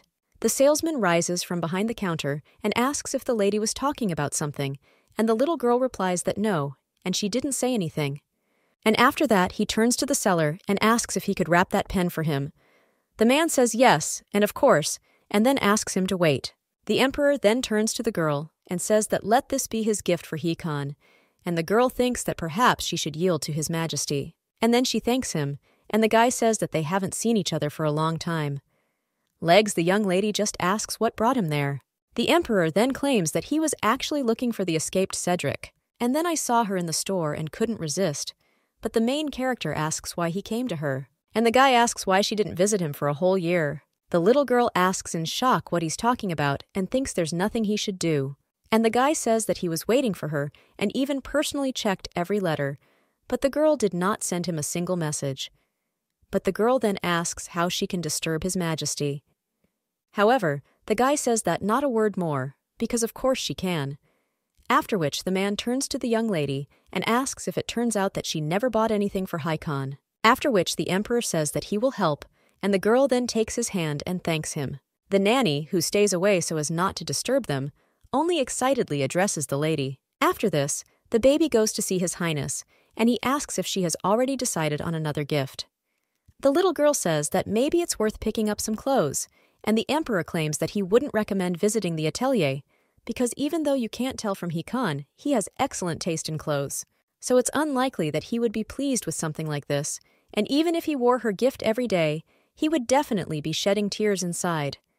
The main character then seems wounded by these words, and says that last year she gave him cufflinks. And she thought that she liked them since the guy always wore them, but that's how it turns out. The emperor then claims that he liked them, so that the little girl need not worry. The main character then asks if this is true, and His Highness answers yes. And the little girl then wants to offer something, but the emperor replies that it's better not to, after which the girl begins to think. And then he asks what about the music box, but the emperor says that if her voice can be heard from it, then okay. Dahlia Genya thinks that she is giving up, and this is too much, after which she offers many more options, but His Highness rejects each of them. And the little girl, all exhausted, thinks that it seems her idea was destroyed to smithereens. But then she sees an advertisement for a gramophone near her and asks what about it. The emperor then looks at this advertisement and thinks that this might be a good fit. The little girl is happy about this, and the emperor adds that in the end, Haikon loves music, but it's kind of expensive. The main character then really understands that she will not have enough money, and the emperor at this time asks how much she has with her. The girl then opens the bag with her money and shows it to the emperor, after which the two of them already look at this wallet, and then the emperor claims that perhaps this is enough to buy a good model. The little girl then, in shock, asks if this is true, and then says that she is buying, and the man says that it's nice, and then he will take her to a certain store. After that, they head to the store, and the girl thinks that she is sincerely grateful that His Majesty went with her and wasted his time. But he even sent Darlene away. But the girl thinks nothing, just that he spends so much time in her. But then they approach the store, and the man claims it's there. The little girl immediately goes to the window and says that there are so many gramophones there, after which she turns to His Majesty and thanks him for help in choosing a gift. The girl once again claims that she is sincerely grateful to him for this, and His Majesty smiles and says that she is so polite. However, even a simple walk with her makes him happy. That's why he asks the little girl to visit him in the imperial palace more often. After that, they enter the store and the seller greets them and then asks what they want. The emperor immediately pushes him into another room and says that they haven't seen each other for a long time, but the thing that he bought from them last time turned out to be excellent.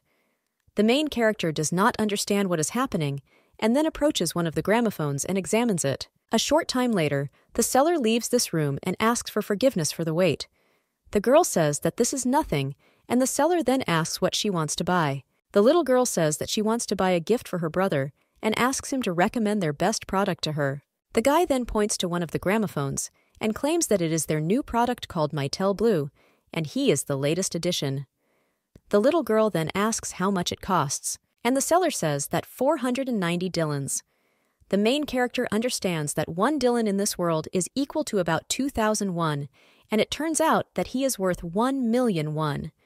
The young lady thinks that it is much cheaper than she expected, and besides, she took exactly enough with her. Therefore, the little girl, looking at the gramophone, tells him to be kind and pack it, and the man then asks where to deliver it. The little one tells him to deliver it to the estate of Duke Pesteros, and the seller then hands over the receipt and asks the girl to sign. The little girl looks at her and asks why it's covered in black. The man claims that this item is now on sale because he has reduced the price, and the girl signs the man and thinks who is selling the new product at a discount, after which the man thanks her for the purchase and says that he will soon send it to the concept. After Dahlia and the emperor go outside, he claims that since they finally bought a gift for Haikon, then he should accompany her home. The main character then smiles and agrees, saying that otherwise she will also receive a scolding for being late. A little time later, when they are already getting out of the carriage, the man asks if Dahlia had fun today. The girl replies that, of course, and the emperor then says that since she had a good time, can she fulfill his wish? The girl only smiles in response to this, and then he hugs the blonde. This also makes the guy smile sincerely, but then someone grunts with displeasure. This turns out to be the brother of the main character, and he turns to His Majesty. The blonde then asks how long the guy has been here and whether he thinks that he is overprotective of his sister. Haikon just takes the girl by the hand and pulls her towards him, after which he claims that it's none of his business. He thanks the emperor for escorting his sister home, but claims that it is time for him to return. The blonde claims that he was about to leave anyway, after which he says goodbye to Lady Dahlia, and the little girl thanks him for his help. When the emperor leaves, Haikon extends his hand to his sister, and the little girl takes it with a smile on her face. The guy asks where his sister went with His Majesty, and the girl replies that she was shopping and they looked at a couple of things. And the next day, the young lady found out that the gramophone, whose true price was 5,000 dillons, was worth much more than she paid for it. A short time later, the gramophone was already in the Duke's room. And the guy, looking at him, only remained silent, and the main character stood next to her brother, also silent a little, and then claims that just recently she spoke with His Majesty, and it looks like he paid for most of the purchase. But he tells her not to worry, because despite His Majesty's help, this is her gift to him. The little girl is in shock, wondering if he agrees with this, and the guy just puts his hand on her head. And he says that he has long dreamed of something like this, so he thanks the baby. The main character thinks that they always celebrate Hikan's birthday together, and this time she successfully organized the holiday again, and the girl hopes that these happy days will last forever. Well, that same evening, being in her bed and looking at the stars, the little girl thinks that at least this is impossible. Hikan had not yet been able to fully awaken his power, and, unlike his predecessor, he needed more time. Therefore, the Emperor claims that he thinks this will happen at the end of the year, and his awakening will mark the beginning of self-destruction. The baby just looks sadly at the floor, and the man says, "I'm not worried." Transcendent goes through this, and if he comes to his senses, then let her resort to him because he will save her. The main character then thanks His Majesty with a smile on her face. And the man looks out the window and says that a little later the power of Lady Dahlia will awaken. The baby then asks what he is talking about, and the Emperor turns to her and says that it is nothing. Therefore, now the young lady thinks that he is definitely hiding something, after which the little girl sighs and thinks that this year the powers of Hikan will finally awaken. The guy, sitting in his room, fills out one of the documents, but suddenly his hands begin to shake, and the young man understands that it seems that the flows of magic in his body have raged, after which he squeezes his hand and thinks that there is not much left. The guy turns to Sebastian and asks where the documents he asked for are. Well, the butler says they're not ready yet. Hikan then asks what he is talking about, and the man claims that the documents of the Duchy of Pesteros, which are associated with the awakening of the power of transcendence. They were lost in a fire when one of the previous dukes of Pesteros went mad. The guy then claims that nothing can be done, and he understands. And he thinks that it's so annoying that he has to ask about it. Well, the next day he received a response from the Emperor, which said that he was very busy, so let the Duke sort it out himself. The young man squeezed this paper and immediately threw it out the window. The butler asks if everything is okay. The Duke says that it's nothing, after which he claims that he will give him some instructions. Just let Sebastian not tell anyone. A little while later, while the gardener is working in the garden, he hears the sounds of a gramophone, and the maids also hear this. They turn to the lady and tell her to stop the Duke because the music plays day and night and they cannot sleep. Another maid says that she already dreams about this gramophone in her nightmares. The main character then apologizes and claims that she will talk to him, but the girl thinks that if at least something doesn't distract him, the guy will simply go crazy, and the young lady then tells the maids to stay away from her brother for now. The little girl thinks that fortunately they allowed her to turn off the gramophone, but Hikan was getting worse day by day, and because she was afraid that the guy might do something to the servants, who never left him for a minute. Now the young man turns to Sebastian and asks if he doesn't see that these documents are in perfect order. The man apologizes, and Hikan then I don't ask you how much longer he has to repeat so that it finally dawns on him, after which he screams that this is already the third time. This makes the young lady a little scared. And then Hikan, seeing this, calms down and tells the servant to get out. The baby remembers how the Emperor gave her one piece of advice. He told her that the baby should hug Hikan with all her love, and then everything would work out. After all, do not underestimate the great power of love. Therefore now the baby, looking at her brother, is thinking about hugs. The girl is not sure that this will work, but she still reaches out her hand to him. But her brother then claims that she would not touch him. The young man says that he can hurt her, after which he goes back to his place, and the little girl apologizes. A little later, the girl asks the butler how her brother is feeling, and the man claims that the gentleman has a severe headache, so he is resting in his chambers. The baby asks the butler to look after her brother, and she speaks that she will go to the palace for now. Dahlia understands that she needs to meet with the Emperor, and a little time later, while in the palace, someone informs His Highness that Lady Dahlia wants to see him. The Emperor, then signing one of the documents, tells the young lady that he is glad to meet you. The man apologizes, but says that he is now dealing with important matters, and the little girl thinks that it's probably all about the empire in which Atzeros became pope. His Majesty then asks if the girl really came there, due to the awakening of Hikan. The main character then replies that yes, and the emperor asks how he is doing. The baby then claims that his actions and words have become ruder than usual, and His Majesty says that there are 3 stages of awakening the power, preparing to blossom and calm down. During the first stage, transcendents are the most sensitive and cruel, and it lasts approximately 3 weeks. However, when they reach the flowering stage, they completely lose their minds and begin to destroy everything around them. This stage lasts about a week, and after that they finally calm down. The main character then begins to count when Hikon began to behave strangely. But then the baby realizes in shock that it's already been more than 2 weeks, and it turns out that the guy is already entering the flowering stage. The emperor turns to the young lady and says that it turns out she never took his advice, and the girl asks what he is talking about. And the man then extends his hands and claims that he is talking about hugs. The baby then claims that everything is not so simple, and the emperor asks why, and the young lady then says that she has already tried, but Hikon does not let her near him. The blonde then says that he understands, and then all they have to do is lure him into a trap. After which he turns to Alfred and says to tell Lady Delia this. The guy obeys the master. And then the young lady is given instructions on how to minimize damage during the blooming period of the transcendent. Firstly, you need to hide all sharp objects, and secondly, do not allow ordinary people to stay near the transcendent. Thirdly, the transcendent must be looked after by another transcendent. Fourthly, you need to stock up on food and water for use, and also lock the transcendental in a separate room. The room must be enchanted so that mere mortals cannot penetrate it, and 2 transcendents must be located outside the room in anticipation of calm. The little girl thinks why should they treat a person like a wild animal, and tells the emperor that she cannot do this to her brother in the evening. Locking him up for a week is too much. But His Majesty claims that now is not the time for sentimentality, and says that, just in case, he will give her the magic scroll. Pesteros becomes the head of the duchy within a month. The man says that Hikon will not be able to perform his duties anyway, and to begin with, the girl should believe the rumors of leaving the estate and then transporting all the necessary documents to another place. And the manager of their estate is a worthy man, so the girl can leave it to him. The main character then thanks the emperor, and he says that since she took up this matter, he is sure that everything will be all right.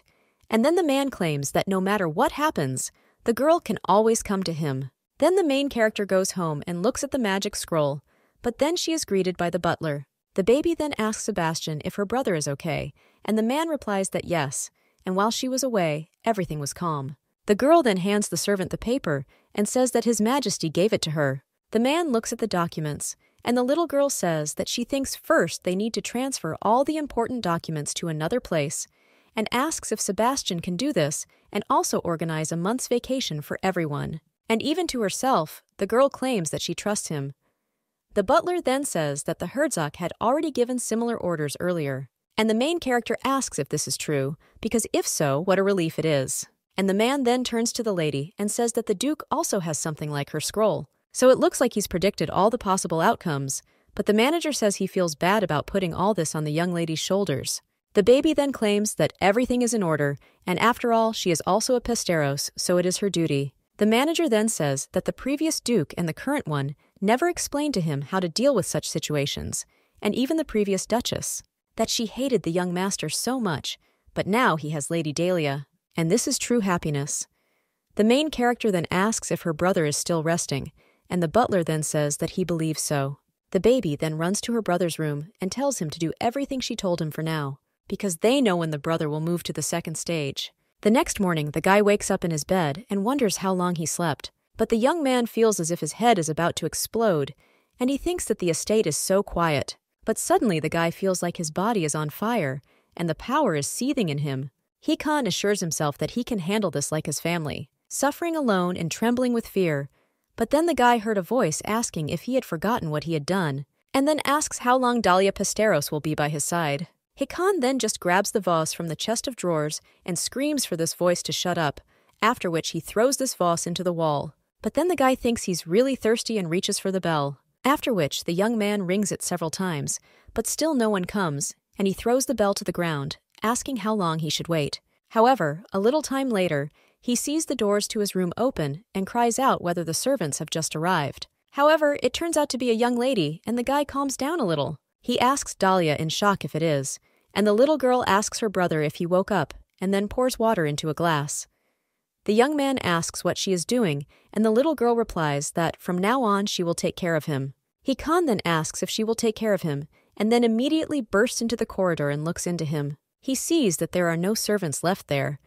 The main character then turns to her brother and says that she has sent all the servants of the estate on vacation, and now they are the only ones left there. The young man asks what she is talking about and whose order it was, because the only one who can order such a thing. But the little girl interrupts her brother and says that it was his order. The guy then puts his hand on his head and says that it's true, after which he turns around and leaves. The main character tries to touch her brother, but he only pushes her hand away and then claims that he is still sane, and therefore he can cope perfectly well on his own. So let the girl be swept out of the estate like the rest.